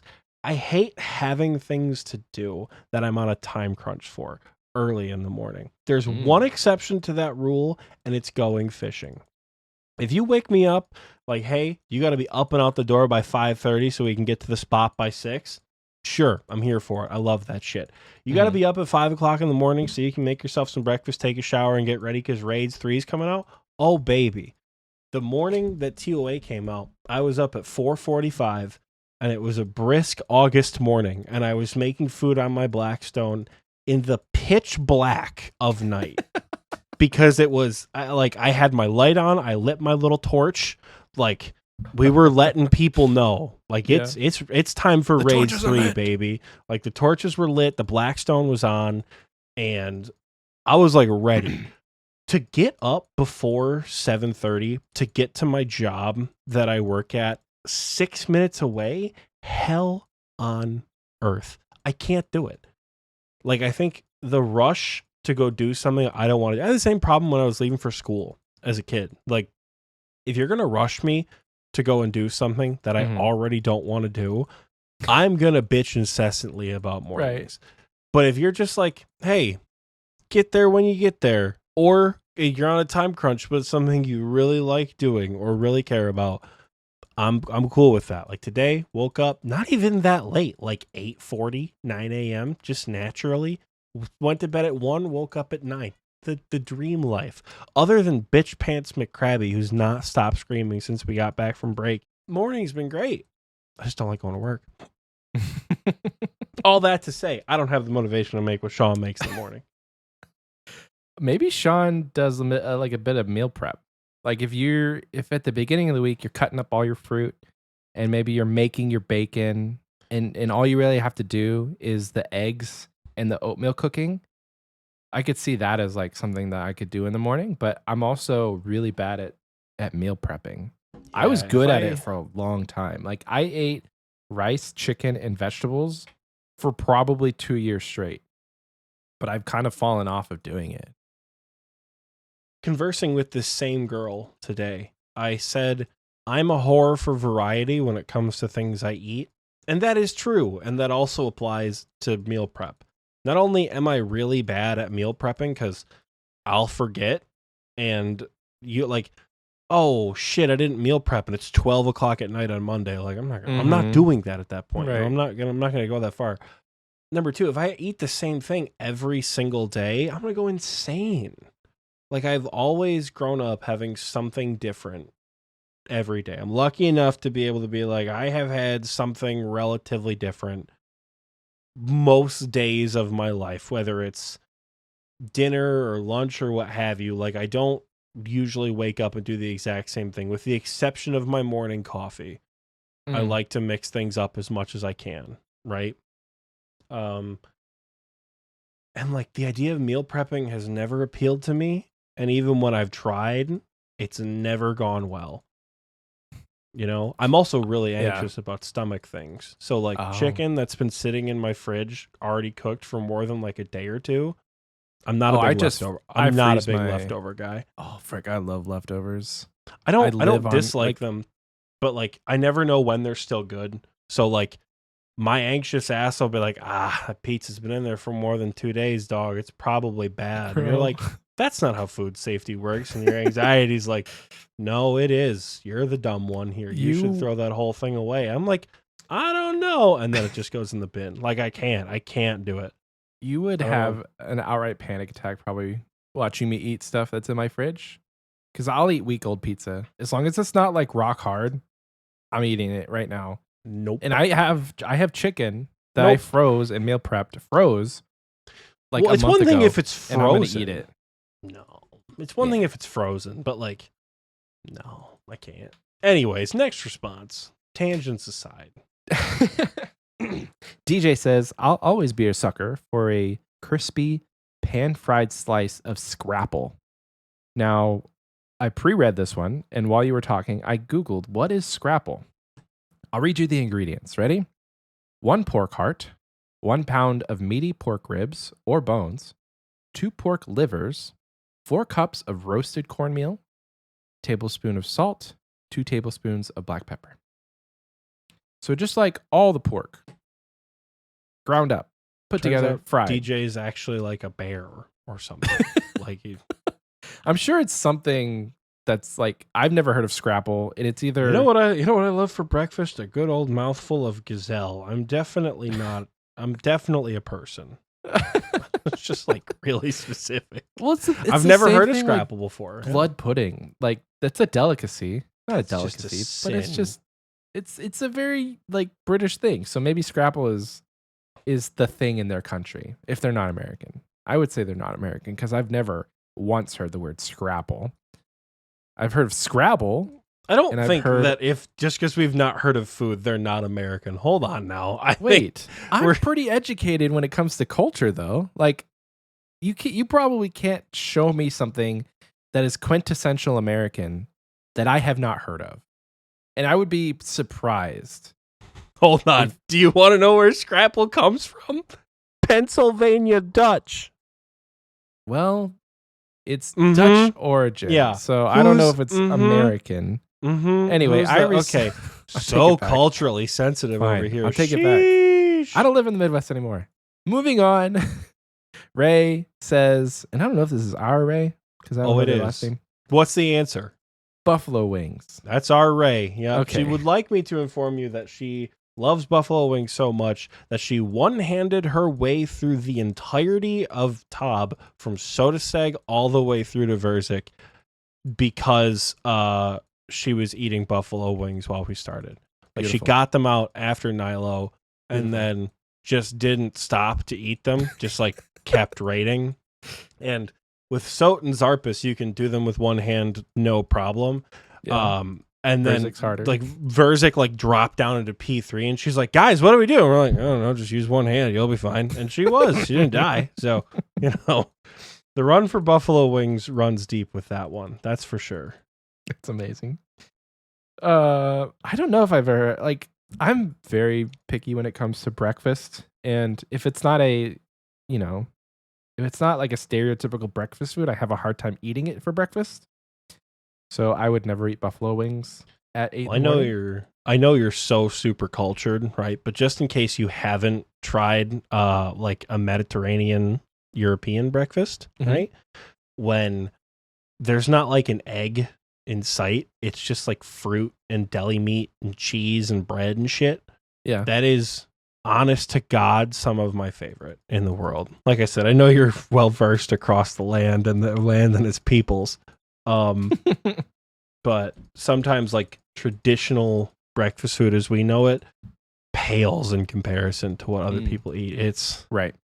Yeah, so cool. No way these guys... I'm sorry, it popped up in the CC, so I gotta say it. Fire X and Butter 6000 both got their Elite Western Province diary done at the exact same time. Within probably 5 messages of the CC, both notifications are on the same page, depending on how you're keeping the chat open. You can see them both. They both got the Chompy Chick within like a kill of one another. Nice. It's not an achievement. It's just neat.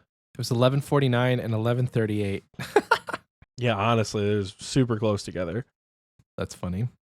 Anyway, next we have Duke Bradley. He says, breakfast pizza is my go-to. Oxie, think Sunrise gas station. Who said that? Oh, this was Duke Bradley. So Sunrise gas station breakfast pizza apparently is where it's at. There's very few people here who are gonna understand that. But the ones that do, Duke Bradley, I knew you were man of culture, Duke. I tell you what, he's also one of the Michiganders here. Yeah. Growing up, I went to high school in a town that had a Sunrise gas station, and I've had my fair share of pizza. I've been to most of the major cities in Italy, minus Milan. I've had a lot of really good pizza in my day. The Sunrise pizza from the Marathon Sunrise in Marine City, Michigan, is to this day still some of the best pizza I've ever had in my entire life. I don't know why or how that pizza fucks as much as it does, but it's real good. Yeah. They do something to the pizza and the Bosco sticks over there, dude. We were eating like kings back in high school. So Duke Bradley, he's cooking with something. He's cooking with something here. So we have 18 more responses. I'm gonna rapid fire some of these off real quick. God. Mock Cat says, bake flaky layered biscuits in a frying pan. Cook about a dozen small hamburgers, small enough to fit on the biscuits. Once cooked, pour canned cream of mushroom soup over top. Serve over biscuits. That sounds delicious, and I would frick with that any day of the week. That just sounds like biscuits. Okay, that's how you make the biscuits and gravy with the mushroom soup. That's neat. OC Dam says it's stuffed French toast. Okay. What are you stuffing it with? That's my question. I never had it. Sounds good. You've never heard of what? French toast or stuffed French toast? Stuffed French toast. I've had French toast before. Oh, what do you stuff it with? No, I've had regular French toast. I've never had stuffed French toast. I don't know what you stuff it with. I would imagine some sort of like cream filling, but yeah, there's got to be a joke there somewhere. Right. Santher says, normally just donuts, but a good breakfast burrito is just amazing. I highly agree with both of those. Like donuts for breakfast is probably S tier, and breakfast burritos are all-time fave if we're correlating it to this episode. Donuts really could be on a whole we should do spectrum, we should do an extra episode where we just rank food.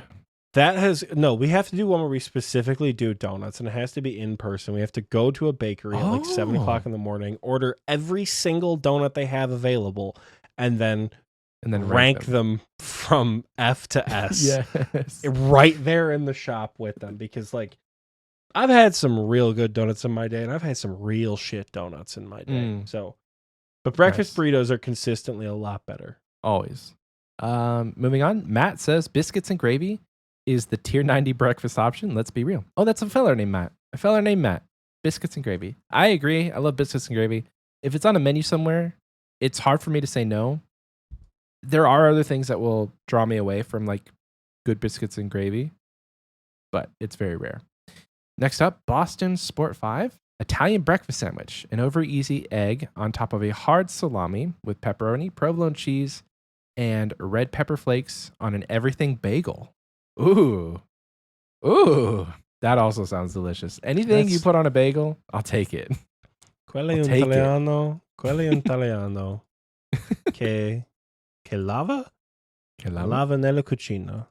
Il mio italiano è tutti male, ma Okay. Yeah. Good choice, Joe. Jumungo says, as someone who recently moved to New York City, an SEC, sausage, egg, and cheese, on a freshly made bagel really hits the spot. A sec on a bagel. A sec bagel. Yeah. I'll take it. Caleb says, homemade breakfast burrito, eggs, steak, and sharp cheddar, finished with sriracha and a cup of coffee. Minimal milk with no sugar. Breakfast of Champions deserves a 99 cooking cape. Minimal with no sugar? You had me, then you lost me. There's a period of time where I was trying to lose weight. And I stopped drinking sugar in my coffee for about 2 weeks. Because like it would be a really good source to cut out unnecessary sugar. I was just genuinely unhappy drinking coffee without sugar in it. And it's just, I don't know. Like, I'll take the L and the extra poundage that the 2 sugar cubes I add to my coffee every day put on. And that was my compromise. I went from just like pouring sugar in, like raw dogging it, to sugar cubes because it's more consistent, like more consistent amounts. But no sugar in my coffee. No. Sounds great. Everything else though. If I responded to that, we could have an entire 3-hour conversation about coffee. So I'll move on to High Plains Drifter. They said I don't want to hear it. I don't want to hear it. That's why I said I don't want to hear it, Iceman. I don't want to hear it. We're not going to go there. Perfectly. It's a fight for another episode. Perfectly. Let me talk. That's got to be the donut episode. Michael and I are fighting the shit out of each other about coffee the whole time while rating donuts. Yes. High Plains Drifter says perfectly cooked tender strips of bacon with a syrup/mustard glaze. If I'm not cooking breakfast, a slice of leftover French silk pie. Nothing quite like starting a lazy weekend with a slice of pie. Okay. Rocky the Dog says some good old-fashioned homemade buttermilk biscuits with sausage gravy. Nothing like some food that'll stick to your bones so you can get all your work done through the day. Man, we are like cruising with the biscuits and gravy. Biscuits and gravy do be up there. That's a food like I would be hard pressed to order it for myself at a breakfast place because I like a lot of other foods over that. But if you're like, we have biscuits and gravy, I'll eat the shit out of it. Like if it's in front of me to eat, I'll eat it. I do enjoy it quite a bit. It just falls really low in the totem pole of things to order for me usually. While we're talking about biscuits and gravy, there's a TikTok channel that like has British people try American foods. And so it's all these like British kids that are in high school. And one of the episodes was like British people trying sweet tea or, things like that. And so one of the episodes was they asked them, they're like, what would you consider to be biscuits and gravy? And like the 2 words, biscuits and gravy, mean very different things in the UK. Biscuits are cookies and gravy is like this watery substance. And so they're like, why would you dip cookies in basically like water, essentially, is the response that they got. Well, then they put actual biscuits and like American biscuits and gravy in front of them. And they're like, what do you think of this? And they loved it. They're like, why can't this be biscuits and gravy for us over here? So all of the Europeans listening to this episode, they're like, why are they dipping cookie? Like, why do they have cookies with gravy? I think you don't understand. The Europeans listening to this episode are educated enough to know as adults that biscuits and gravy do not mean the same thing cross-culturally. You don't know. That's the skill. I didn't know what here scrapple was. I'm uneducated, apparently. Biscuits and gravy is just dry flour topped with wet flour. Well, yeah, nice. Dry. When you word it like that, it's horrible. But anyways. Moving on. David says poached eggs on an English muffin with salsa and French toast. So like are poached the ones that are like the hard outside and the soft inside? They're not hard. That's hard boiled. Poached are like a soft. It's essentially the white is firm and the yellow is runny. Yes, firmer. Yeah, that's what it's not like hard. You know what I mean? It's like so to make a poached egg, you swirl water and then you put an egg in there, and it just like it boils itself while it's spinning, So it's like circular still. And then you put it in ice. Yeah, I know. I've seen the Yeah. TikToks. Looks like I so know the amazing. procedure. I just they. So that's like a wait, with French toast? I was gonna say that's like a Mexican eggs Benedict, but so good. I'd eat that. I love begs. Begs? I like eggs Benedict a lot. If you told me what the Benedict sauce was, I couldn't tell you. Like if you asked me what it was. Hollandaise? Yeah, what's a hollandaise sauce? I don't know. Sounds like a country to me. I think it's like mayo asparagus something. Ooh. It's gonna. While you look that up, I'm gonna read the next one. Darkomatic says burritos every morning. My girlfriend wakes up early and makes me a burrito with eggs and whatever leftover meat we had from dinner the night before. You got a wonderful lady. Hold on to her, because she's waking up early to make you a burrito. Chef's kiss. M. Scotty says homemade pancakes, not that cardboardy garbage that comes in a box. So like, wait, actual homemade? Yeah. Damn. I wouldn't even know where to start. This next one's going to give me a bit of trouble. But Lao TV says croquet madame. How's it spelled? I'll post it in the recording boot chat. Croquet madame. I could Google it actually. Oh my God! Yeah, this is awesome. This is definitely some sort of French something, I think. Oh, that looks so good. And this is awesome. Oh my gosh. I want it right now. I need to find a French restaurant in my area because that looks so good. Yes, 100%. I would eat that. Give it to me right now. Anyway. Also, circling back to the pancakes that we just completely breezed over. I'm trying to go rapid fire here, baby. Listen, I know you're trying to go rapid fire, but this is the first community question that we're answering that I didn't just spend the last 3 hours talking about, so my opinions are exhausted, okay? I love talking about food, and 90% of the time when we do community questions, it's like, what's your favorite part of the Desert Treasure 2 update? And y'all just listen to me talk about it for hours. So maybe the week prior. Maybe the tact is we got to stop making the community question related to what we just talked about. But I think it's relevant, and people love sharing their opinions about RuneScape because we're an opinionated lot. But on this specific example, right, there's just a lot to unpack with. Yeah. Are you a banana pancake guy, Scotty? I need to know. Banana pancakes are bussin', and if you don't think so, you're wrong. Sorry. I don't know if I've ever had like a good banana pancake. So next time I'm in the old Michigan, I have to make me some. Dude, I'll get the Blackstone going. I'll make some banana pancakes. Yeah. I'll change your life. But wait, as far as these croquet madames, whatever they are, this looks good as hell. I'd frick with that. And yes, Otis, he asked in the recording booth chat, did he just say frick with that? I did. Moving on, Rambo. Rambo's granddad, actually. Rambo's granddad says, a good biscuits and gravy always hits the spot. You guys are making me want biscuits and gravy. There's a biscuit place, like specifically they make biscuits right down the road from me, and I want it. Taco Dog says, seeing if Michael can pronounce this correctly. Migas con huevo with bacon, beans, and tortillas. Yes, I can. Tortillas. You just said tortillas. Jesus tortillas. Christ. Huevos con... No, migas con huevos con bacon, frijoles, y tortillas. I don't know how to say bacon in Spanish, but yes, that's actually really good. I love migas. They're so good. Have you ever had migas? No? You should. I remind you that I currently live in mid-Michigan. There's not a lot of migas coming in very often.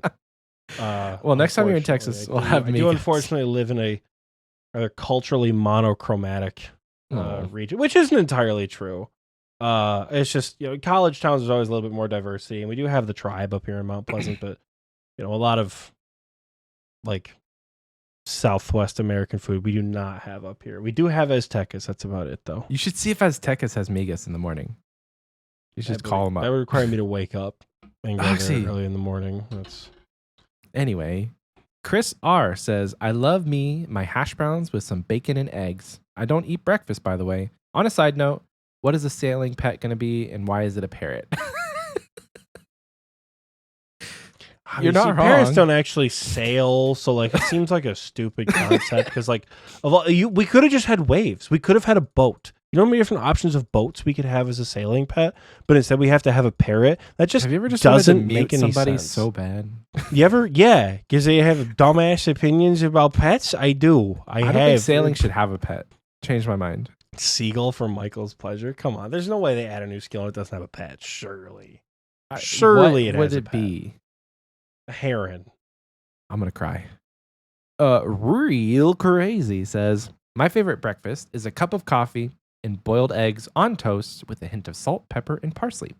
I would eat it every day, but because of work, I only have time to eat it during the weekends.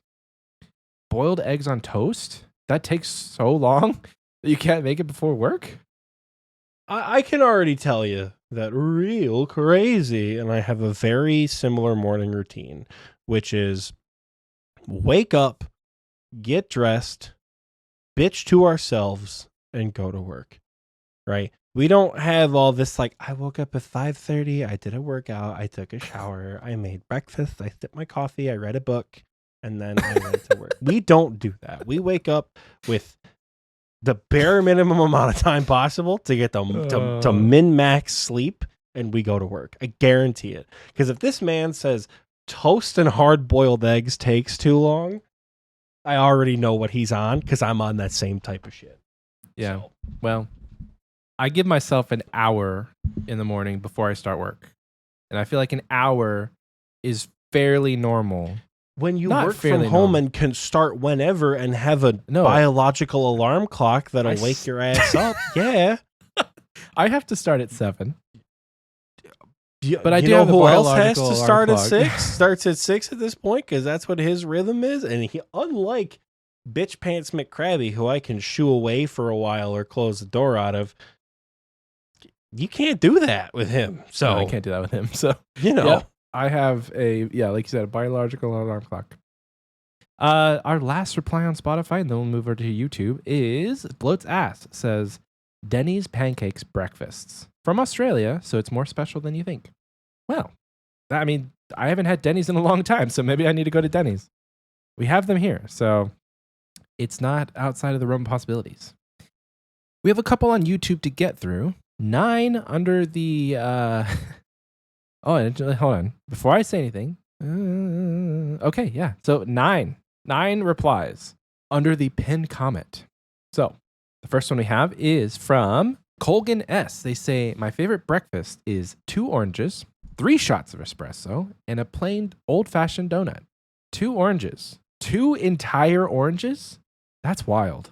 I used to, whenever I eat oranges, I say used to because that's when I had the most access to oranges. I'm a grown man and can buy my own, but I don't really have the motivation to. Anyways, I kind of like suck the juice out of orange slices like a spider does to its prey, and then just discard the rest of it. Like, Oh I my don't eat gosh. the orange itself. I just sort of like, I make a little You know- mouth guard with it Hold on. and then call it good. I can't be the only one. You know they make something. It's readily available in every grocery store and probably every gas station. If the It's next called words out of your orange mouth juice. are orange juice, you It's and I called both orange know juice. it's not the same thing. It's called orange juice.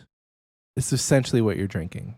You're just like ruining the you're throwing I'm not away an the idiot. best part. I know what. You're First throwing of away all, the no. best part of If the you orange. think the fruit of the orange is the best part, That's the you're on best something. part. It absolutely is not.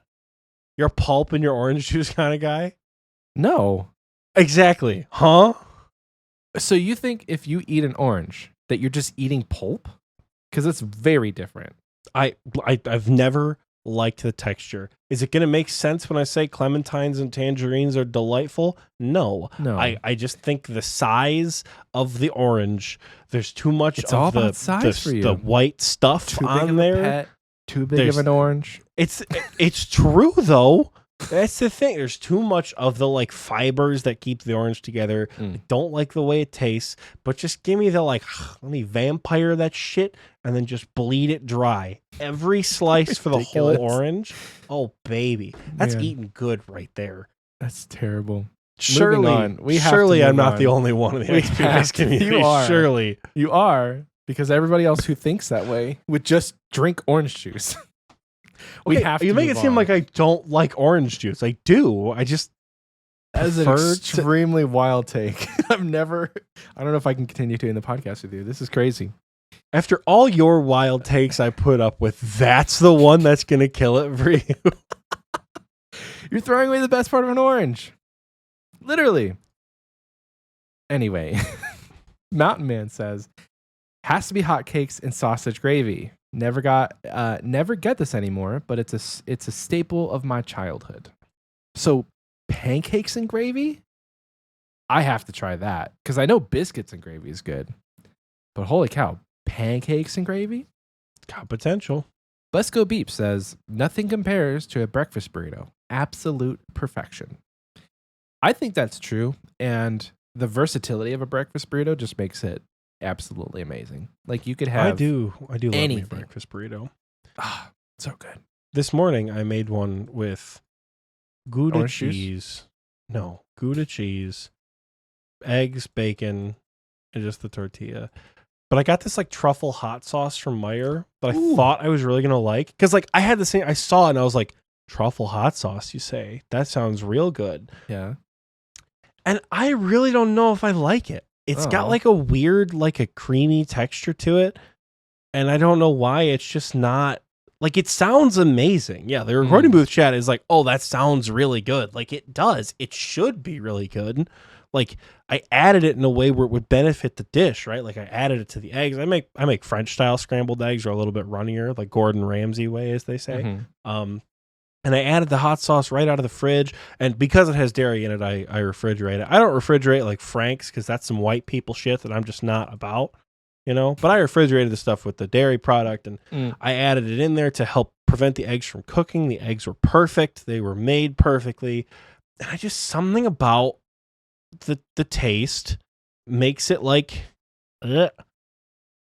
If it's that Melinda hot sauce, it's rough. Yeah, it is the Melinda hot sauce, ceviche, which I was really disappointed at because the habanero sauce from Melinda's is absolutely bussin'.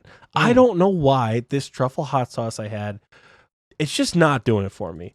And the fact that I'm not the only one, like I'm not the crazy one now, because Seppi in the recording booth chat's backing me up here, that if the Melinda's truffle hot sauce is weird, it's weird, right? I don't know why, but it's weird.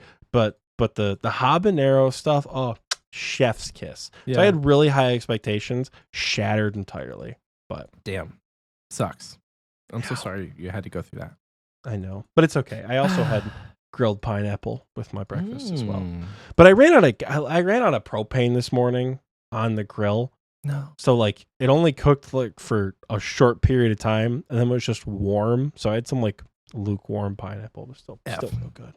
Still real good, boys. Still real good. Still real Michael's good. so ready for me to stop talking. Nate says sausage links go hard. Just sausage links? Like no eggs, no cheese, no nothing. Okay. Sausage or bacon? Go. Sausage. Oh, bacon. 1000%. I I've think you get chosen more bang for your buck with sausage. I can't reasonably pay the same price for a bacon sandwich than I can for like a sausage sandwich because sausage just gives you so much more. If bacon was thicker, sure, I'm bacon all the way. I mean, they have that. It's called ham. No, it's very different. Thick No, bacon. but like, you know what I mean, Yeah, though, right? If it was, I know, if it was I know, a I know. thicker cut of bacon. thicker cut of bacon rides the line of pork belly too much, and that just pork belly doesn't feel like a breakfast food. It's the same cut. It just doesn't feel like a breakfast food, you know? Yeah. It's like a steak sandwich versus a cheeseburger. Like they feel like inherently different kinds of food, even though they're basically the same piece of meat, depending on what the meat is, right? Like a bottom round and a ground round sandwich feel very different, even though they're probably not that far apart. Right. I've always been a bacon man, you know. Avengor says spicy sausage, and I'm in. Spicy sausage for dinner, not for breakfast. Oh. But I will say to this person's Like a credit, meatball? links over patties all day. Links over Yeah. patties, 100%. Links over patties? I'm less of a links guy and more of a patties guy. If I'm being honest, because like it's Links that over whole patties, conversation you had with summer sausage, where like you gotta like bite through the casing on the Oh, but sausage the link. casing is so. I don't know. Good. So thin, I don't know. man. I love it. I love it. We could have had a whole episode of just talking about breakfast food. Which is basically what the second half of this episode is turned into. It's delightful. Comatose says, huevos rancheros, if you're eating out, toast with peanut butter, honey, and bananas for a trusty standard. Ooh, that actually sounds really good, and I think I need to try I it. ain't never had it with the honey, but I'll do Oh, that honey, again. though. Yeah, And that the sounds huevos good. rancheros again. Was that like that breakfast taco I had at that one taco place in Texas? That was No, great. no, that was the ranch hand. Huevos Ooh. rancheros is, let me see what that is. It's eggs with something. I'm just trying to figure out what the rancheros is. Huevos rancheros. Oh, wait. Is it just like hash browns with little eggs? Wait, is this? Oh, it's like a tostada. It's a breakfast tostada, essentially. Okay. Yeah. Huevos rancheros. I still like migas more, but huevos rancheros is good. And huevos means eggs. So it's like a egg tostada. Sarah Dahlman says, this is going to sound crazy, but my favorite breakfast is a double cheeseburger and fries from Denny's. Are you serious? Hold on now. Depends on when they eat breakfast, right? Well, you ever seen? Hold on. You ever seen those like them TikToks where it's like union boys going into the diner at 9:00 in the morning? It must be lunchtime, you know? Like, yeah. If you work a job where you're either working nights or you're working, like you're waking up at 4 in the afternoon. You're waking up, yeah, you're waking up like 3:30 in the morning to go to work. Like, oh, I've gone out for breakfast for people who do that. Like, they were out to breakfast, but they work nights, so they wake up. It's their lunch break or whatever, and they have like they'll get exactly that. They'll get a cheeseburger early in the morning. Yeah, and like my brother, sometimes it hits. You know, he goes to work sometimes at 11 p.m. and so he'll wake up at like 5 in the afternoon and eat. Like you would essentially eat breakfast at 5 p.m. So then I could see having a double cheeseburger and fries. So, I mean, I wouldn't say no. You know what I would do if I had to eat like a double cheeseburger and fries for breakfast? I would get a fried egg on the burger because you just have to have something to remind you of breakfast. And a fried egg does it for me. Just smash the burger, man. Make it a nice and thin smash burger. Ooh. For breakfast. That's where it's at for a double cheeseburger in the morning. Yeah. Sounds good. Brandon says, load me up with hash browns and a hella amount of sunny side up eggs. Maybe some corned beef hash too. So is this the Ron Swanson meme where he's like, I want all the bacon and eggs you have? Because he said a hella amount of sunny side up eggs. I want to know what hella amount is to you. Is it like 3? So this 4? this is the interesting part of this question, right? With this hella amount of sunny side eggs, are you just using the hash browns to eat them, or are you having toast with it? Because this is the tricky part with these damn Hash sunny browns side and eggs. No, hash browns and eggs are good. Don't That's get what I'm me saying. wrong. You're right. Nothing wrong with it. Is there toast? But if there's There's toast sausage? included, what is the appropriate ratio for over easy eggs and toast? Because the answer is not 2 pieces of toast to 2 pieces of egg. It's not possible to fully enjoy it. 2 eggs to each slice? Huh? Are you guys not dipping the toast in? The recording booth chat's got me in some shit today. If like, Are I'm you not not a dipping big toast guy. If I go to The toast Waffle into House, the egg. you get like maybe 2 full pieces of bread, and that's it. Like they have, like you're not getting a whole half a loaf of bread for every single bite. You know what I mean? Okay, yeah, two toast to 1 egg. That's okay. That's what we need right there. That's 2 whole pieces of toasts. Listen, I'm 4'11" and a clean 300 pounds, right? I cannot do 2 pieces of toast. Like some places you go in the United States, Mima says, from what I'm learning listening to this, y'all eat some very heavy meals in the morning. Yes. That's true. Some places will give you 3 over easy eggs. 2 pieces of toast don't cut it.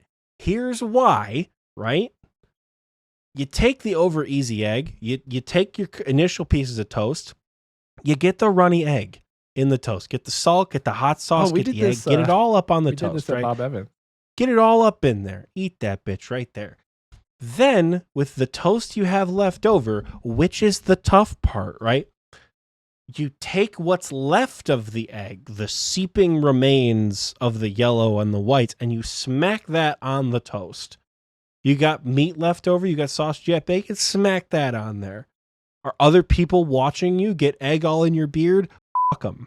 add some extra hot sauce, right? If there's not enough toast, you're not going to have the fullest extent of the over easy egg breakfast, right? So that's the issue I have. I will order extra toast. I swear to God, I'm not crazy. I'll do it. I know this is kind of off from what they said about the hash browns and the toast, but like, I'm telling you. I'm telling you what. I'm very passionate about this particular topic in the morning. Because if there's not enough toast, it's a killer. It's a killer. You guys You got can't have something. too much toast, right? If you make too much toast, you can put other stuff on it. You can put jelly, you can put butter, you can put peanut butter, maybe mix together if you're a monster, but I don't do that, right? But if you have too much egg, just left with egg. I don't know. That's, I could go on, but I won't. Next up, we have Valeric. They say, I don't know if you have them in America, but Wheat Bix go hard. I don't know what Wheat Bix are, but I'm about to Google it. WEETBIX. Wheat Bix. Oh, it's like a cereal. Huh. It's like a multi-grain. Is this cereal? I don't know what this is, but it looks like cereal. Oh, they're like Wheaties, like frosted mini wheats, but bigger. They're not mini. Huh. Yeah, we have something similar, just like frosted mini wheats. Yeah. So Sedstone posted a picture that I'll put on screen right now. That's a Wheat Bix. Them bitches are as big as the bowl. Hello? Yeah. Yeah. How do you eat those? You just let them get soggy and then break them up? Like, are you eating that to me? Frosted wheat. That to me looks like, like Nutri-Grain bars, the one that they get crumbs everywhere. That's what that looks like. You just put a Nutri-Grain bar in your milk. Nutri-Grain bars are good. Yeah. And finally, moving on to our last reply to this community question. Spaceman says, every weekend morning, my son and I cook scrambled eggs together. And for that reason, scrambled eggs. What a way to end it. Ending on a high note, Super baby. wholesome. Ending on a high note. Love it. And Otis asked us to rate our favorite. And I think it's got to be a tie between biscuits and sausage gravy for what my favorite of all y'all's choices are, or the toast with bananas and honey and peanut butter. I'm definitely going to try that when we get bananas. Oh, boy, I've already forgotten what all of them were. I can tell you what my favorite breakfast food is. Yeah, let's hear what your favorite is. It's probably a tie, a three-way tie, right? Bacon period, right? It goes. It's versatile enough to go with every breakfast food, in my opinion. That bacon is the ultimate breakfast food. I love it. It goes with other things too, but as breakfast foods are concerned, it is the best. I do love me a good eggy burrito as well. That's a classic. Like I said, I make them French style scrambled eggs. The secret is to microwave the burrito, put the cheese on the burrito before you put the eggs on, then put the eggs on so it's hot, cold, hot, and the cheese melts all over it, right? Ooh. You get the hot sauce going on there. Ooh, me. Did you know that you can meal prep breakfast burritos? You should do that. Didn't we just have this conversation? I know, but I'm about just meal trying prep? to encourage you. Just trying to help you out. It's okay. They don't take that long to make. Breakfast food, but also being in Europe kind of ruined my life because blood sausage. It is that is of the sins that continent has committed. It's not the worst. Lord knows it's not the worst, but it's not great. Anyways, as I was saying, the Mediterranean like lunch meat, cheese, a nice like breakfast pastry like a croissant or a piece of bread or something like that. Coffee, God, it's just I would eat like that for the rest of my life if I could. If I could afford that, and if I had the time to prepare that every day, oh my God, in a heartbeat. Have I ever eaten an egg raw? No, I have not. No. Opinion on turkey bacon. Good, but I never buy it because while I like turkey, well, the reason I buy it is because I'm one guy, right? Whenever I buy bacon to do, like put on burgers or make breakfast like I did this morning, I don't like to eat an entire package in one sitting. I will, but I don't like to. And that's why I don't want to, because I know I like the whole thing. But my local supermarket has bulk bacon. So it's much easier for me to be like walk up to the meat counter and be like, yo, give me 6 to 8 slices of the Applewood. and then we're cheering. I got all the bacon I could need. I cook it all in one Gotcha. sitting. We're good. Yeah. So I don't buy turkey bacon because I get too much of it. Though I wouldn't say no if it was what was served. But again, it's just like biscuits and gravy. I will seldom go for that on a menu. Well, this has been a wonderful community question. Probably the longest one in history. Appreciate you guys for all of your answers. It was good content. It's great content. We just got to ask you guys something maybe other than RuneScape once in a while. Not all the time, because Oxie's right. It is great to hear y'all's opinion. But y'all went absolutely wild with this question. And it was just a random one that I didn't think would take much get much traction. So thank you to everyone who did answer. If you want to answer this week's question, it'll be kind of a two-parter, as this episode will be. What is your favorite of the pets that we have rated so far? So if you forgot, rewind a bit and go back and rewatch the whole episode, baby. Watch the whole thing and tell us your favorite so far. And then next week we'll ask you again what your favorite of the boss tier pets are. So you can find that question in the community questions section on Spotify, or really, truly, honestly, the pinned comment of this YouTube video, because we figured out how to do it before it gets posted. So we finally did, actually. Yes. So much easier for everyone. Now I'm going to throw it over to the second most handsome member of this duo, and he's going to do his favorite thing for you guys. Oxie, take it away. Well, thank you. Michael may be coping with the handsomeness factor, but that's neither here nor there. It's Achievement of the Week time, folks. We have a lot of cool stuff coming up at you for Achievement of the Week.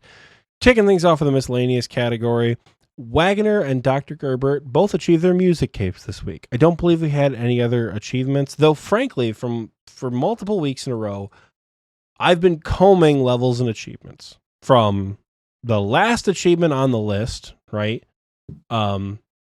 Which I think somebody got 99 strength last week. I'm blanking on the name. I would see it. I think it's AFK for a bit, maybe got 99 strength. I'm not sure. That's what I saw. That was the last one from last week.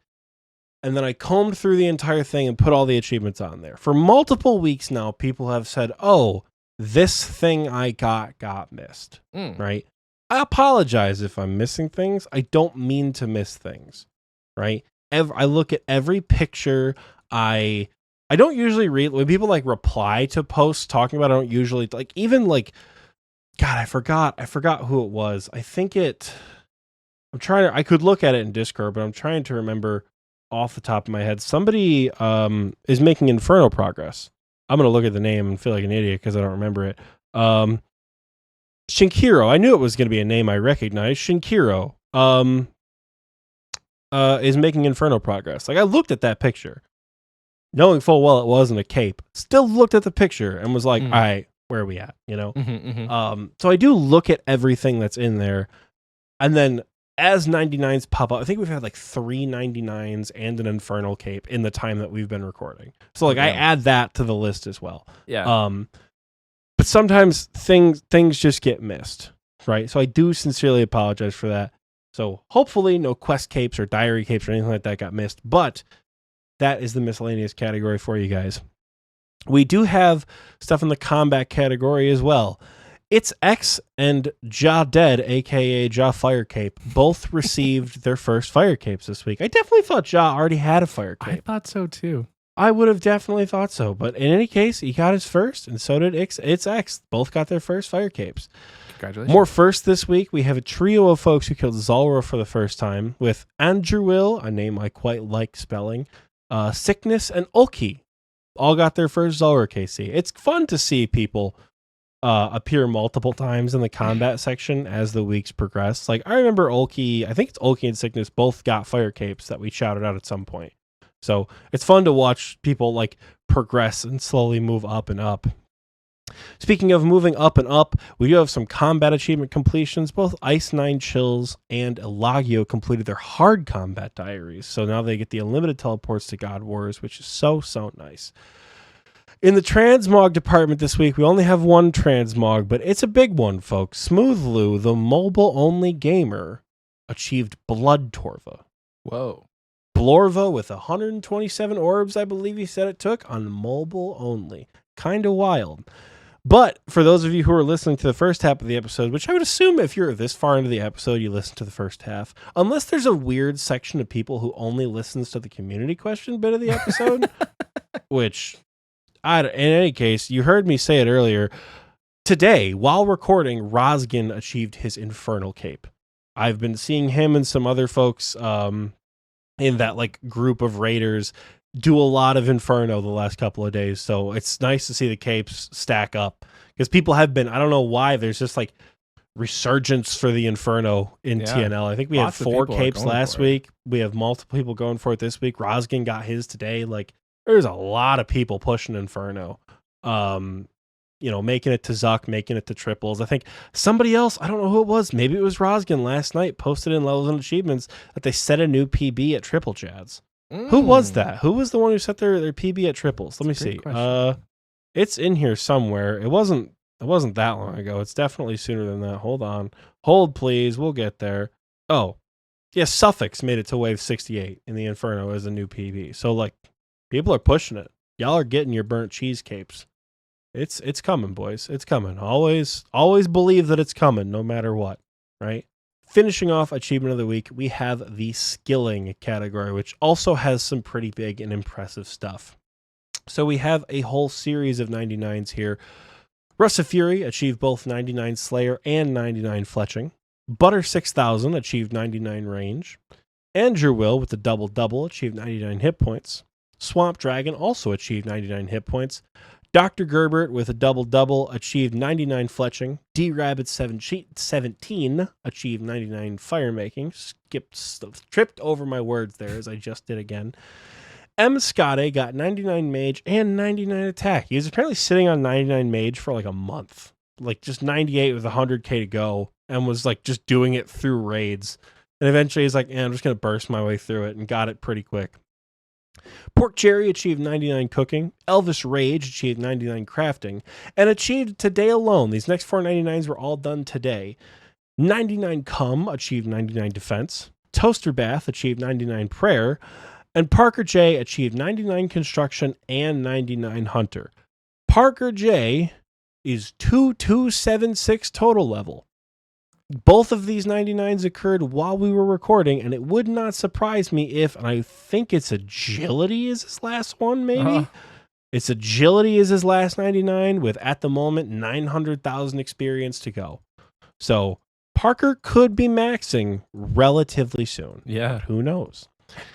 He's not maxed yet, however. We do have some total levels. Fire X achieved 2,200 total levels, but speaking of maxing, we do not have one player who maxed this week. We have 2. With the double this week, you guys have been waiting for it for a while. Wagoner finally achieved a 2277 total level. We've been following that for a while. One we haven't been following, who recently joined the Discord, Dakota Is I, also achieved 227 total level. Also maxed, and I'm pretty certain his friends made him a damn cake for it. Yeah. That's so great. Cool. I love the so video. cool. He had a little IRL maxing party. You know all about the IRL maxing party. It's a lot of fun when the people around you understand to an extent the amount of work it takes to max, and they want to celebrate you just like the people in game celebrate you. So congratulations to our 2 new max cape havers. Like I say every time, you can finally play the game, right? The world is open to do whatever dumb shit that you want to do. But if you don't have it already, might I suggest the Inferno? Just saying. And as the Max Keeper, I say, like I always say, you can finally play your Iron Man. Anyways, my groove being thrown off aside by the Iron Man comments, congratulations to you guys, and congratulations to everyone who achieved something awesome this week. Like I said, I pay attention. I see all the achievements that you get. When you're getting base 50 combats, I see that, and that's cool. People see these things in our community, and people are excited for them, right? The things we don't shout out, quest completions, like Song of the Elves, Dragon Slayer 2 style quest completions, diary completions, base level goals, things that you guys shout out that we don't shout out, people see and people enjoy celebrating, because as we talk about why Achievement of the Week is a thing, there's a weird stigma on like RuneScape social media that unless you are the best of the best, nobody gives a shit about the things that you do in this game. Achievement of the Week tends to or attempts to curb that a little bit, because it does matter and it is cool when you achieve something.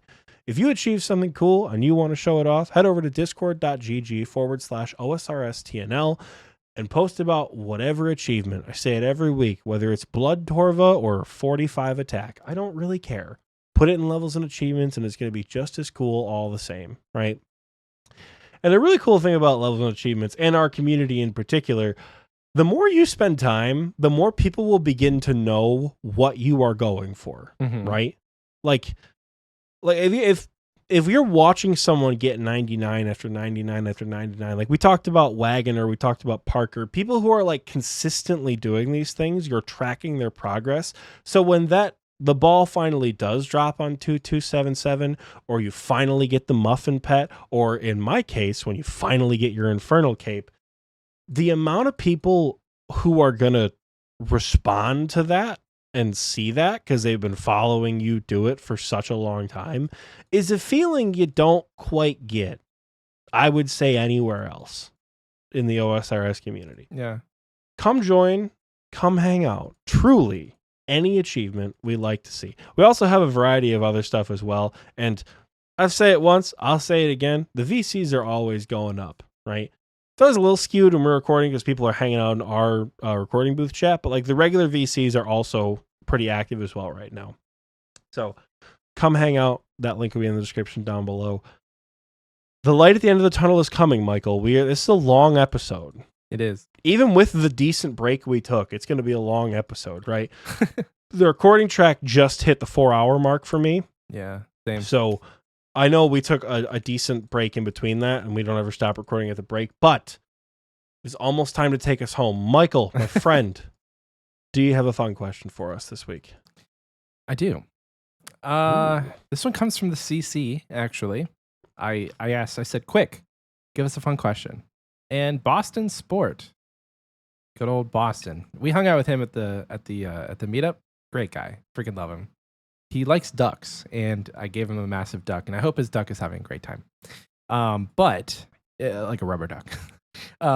He said, if you could make a quest line, a brand new one, what would you make it, and what would it be about? There are so many community questions or fun questions flooding in to the CC right now. The one that stands out for me, in addition to Boston's, which I'm going to answer, is Corksters, who says, if you had to date a Slayer boss, who would it be? I like that one too. Honestly, if I had to date a Slayer boss, of the 5 that we have, of the 6, it'd probably be it'd probably be Thermi or Kraken, because like anything with multiple heads is really hard for me to justify, right? Gosh. Like too many people talking to you at one time. How many pillows do you have to have in the bed? Like, it's a lot. You know, you can't ever buy them one hat as a gift. You have to buy them multiple hats. And then in the case of Hydra, what happens if they lose a head, right? Traditionally, Hydras grow back twice the amount of heads you cut off unless you cauterize them, but this Hydra's weird. So, like, does it switch back and forth? Who knows? I think I would have to date Thermi, you know? Because if anything, Thermi is consistent. So I would date Thermi. They seem like a nice, stable partner. But a new quest line? Hold on. I'm going to answer this question too.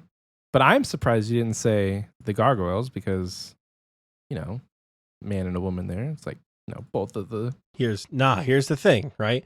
I may play for every team. Right? Yeah. I'm not that much of a himbo guy myself, more of a twink man, but I could see Dust got some stuff going on. Yeah. And Dawn, you don't got to tell me twice about Dawn. Let me tell you, wings and that figure, sheesh. Anyways, talk about rock hard, am I right? Speaking of conversations that I hate having, I am a jealous bitch and could not do well in a polyamorous relationship because I am a jealous bitch. Not in like a toxic way, you know, like, oh, don't hang out with people who aren't me. Because, like, no, please have friends who aren't me. For the love of God, have friends who aren't me. Please have a social, like, involve me in it. I want to be in your social life. But, like, oh, no, you're hanging out with work friends who aren't me, and I have to stay home and play Baldur's Gate 3? Son of a bitch. Dating more than one person or knowing the person I'm dating is also dating another person, that would drive me insane. I would be way too brain fuzz for that. So Yeah. Dusk and Dawn have to be taken off the list. Gotcha. Because I feel like you can't date them individually, you know? Right. I couldn't do it. Unless Dusk and Dawn are siblings, in That's which what I was case thinking. Are that's they even weirder. siblings? That's even weirder. What do you do? is Sleep a- between them in the same bed? That's Huh? kind of weird. Yeah. Huh? I don't know. And then if it is a polyamorous relationship that both just go between you and whoever, do you really want to spend time with the guy who's railing you and also your sister? That just seems a little weird to me, you know? It's I weird. don't know. I don't like that. So Dusk and Dawn are off the list. Abyssal Sire is a monstrosity. Many heads is too much. And Kraken doesn't have eyes. Does Kraken have eyes? I don't know. I get Love is Blind, but like not that blind, dog. So it's gotta be Thermi for me. Thermi. Okay. Okay. I was gonna say Dawn. I don't know what Dusk is doing, but definitely Dawn. Yeah. Either Dawn or Cerberus. I'm not into, bestiality, but what if I was a Cerberus dog too? I don't know. I'm just trying to imagine myself as a furry. Too many heads, man. Too many heads.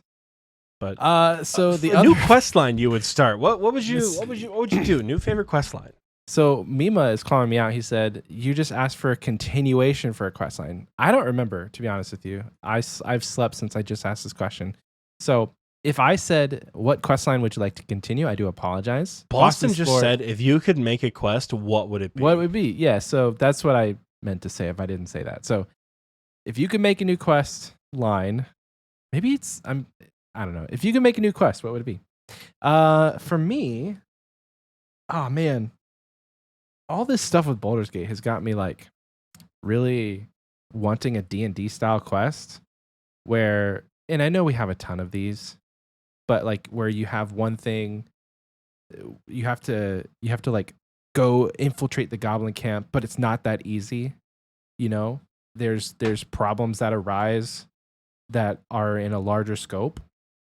But just something, I honestly, if I could make a quest line, it would have to be something kind of like a Kingdom Divided that deals with medieval families, but more actual established like royalty families and the problems that ensue. You know what I mean? Like maybe you start out and they're like, hey, can you go take care of this like goblin village? Because we have one of those. But you get there and you find out that another family has been paying off the goblins to terrorize this other family.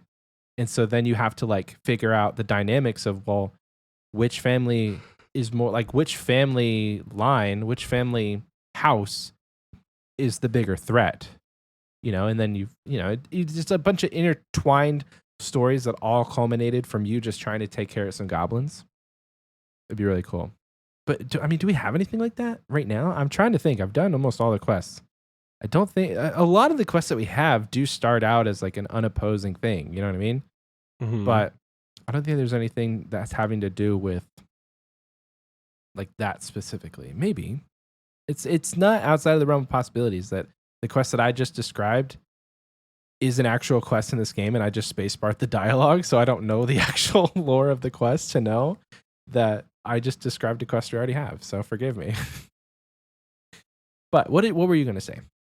I have, and this is ripping so much inspiration from Skyrim for this one. I want a sailing-related quest and a thieving-related quest, right? You're commissioned by the Miscellaneous Trading Company or whatever it is to investigate stolen cargo that constantly keeps happening, and you find out that you're not like commissioned by like the head of the Miscellaneous Trading Company. You just like some sailors are like, man, we keep losing our stuff and losing our payment. Like this sucks. We don't like this. So you board a boat from like Port Sarim to Port Khazard or something like that. And while you're sailing, you're like, you got to find out what the source of the thievery is, or like what's happening when you're on deck.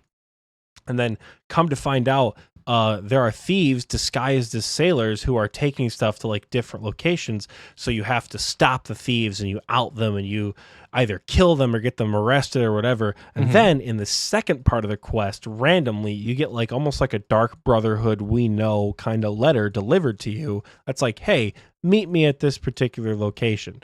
And then you meet the head of the new thieving guild that could revamp this dog shit skill. And this guy, like I said, pulling mad inspiration off of Skyrim, is like, hey, here's the deal, you piece of shit. You outed my guys in this thing, and there's like a bigger web that you don't know about. Yeah. But you did pretty well. You want to replace him, and then you work as like, you spend a quest or two like stealing shit on the high seas, like being a little loot pirate or something. And the whole thing is just to keep like corrupt traders in or out of business, right? Like that could be super fun. Like the people over at Port Tyrus are rebelling and they think they can run a better thieving network than we can. Let's go show them we can't. You like burn all their boats or something like that. Poor people at Port Tyrus, everything's getting lit on fire over there, but lit on fire. But yeah, that'd be pretty fun. Thieving and sailing mixed together. That'd be a lot of fun. I would be down for that. I love the concept of like, you screwed me so bad that I'm actually impressed. Like I said, it shamelessly pulls from Skyrim because that is basically how the Thieves Guild quest line starts in Skyrim. But like, dog, if it ain't broke, don't fix it. Like that's exactly. It's such a good premise to start. Right, you could definitely play off that and still make it your own thing. So that would be, for me, that'd be super fun. You know what I'm saying? I mean, stories repeat themselves all the time. Like Star Wars is basically Harry Potter, so you can't like have. You mean Harry Potter's basically Star Wars? Don't do that. Sure, Harry Potter's basically Star Wars. It's the hero's journey. You can't deviate from that storyline to like that story structure too much.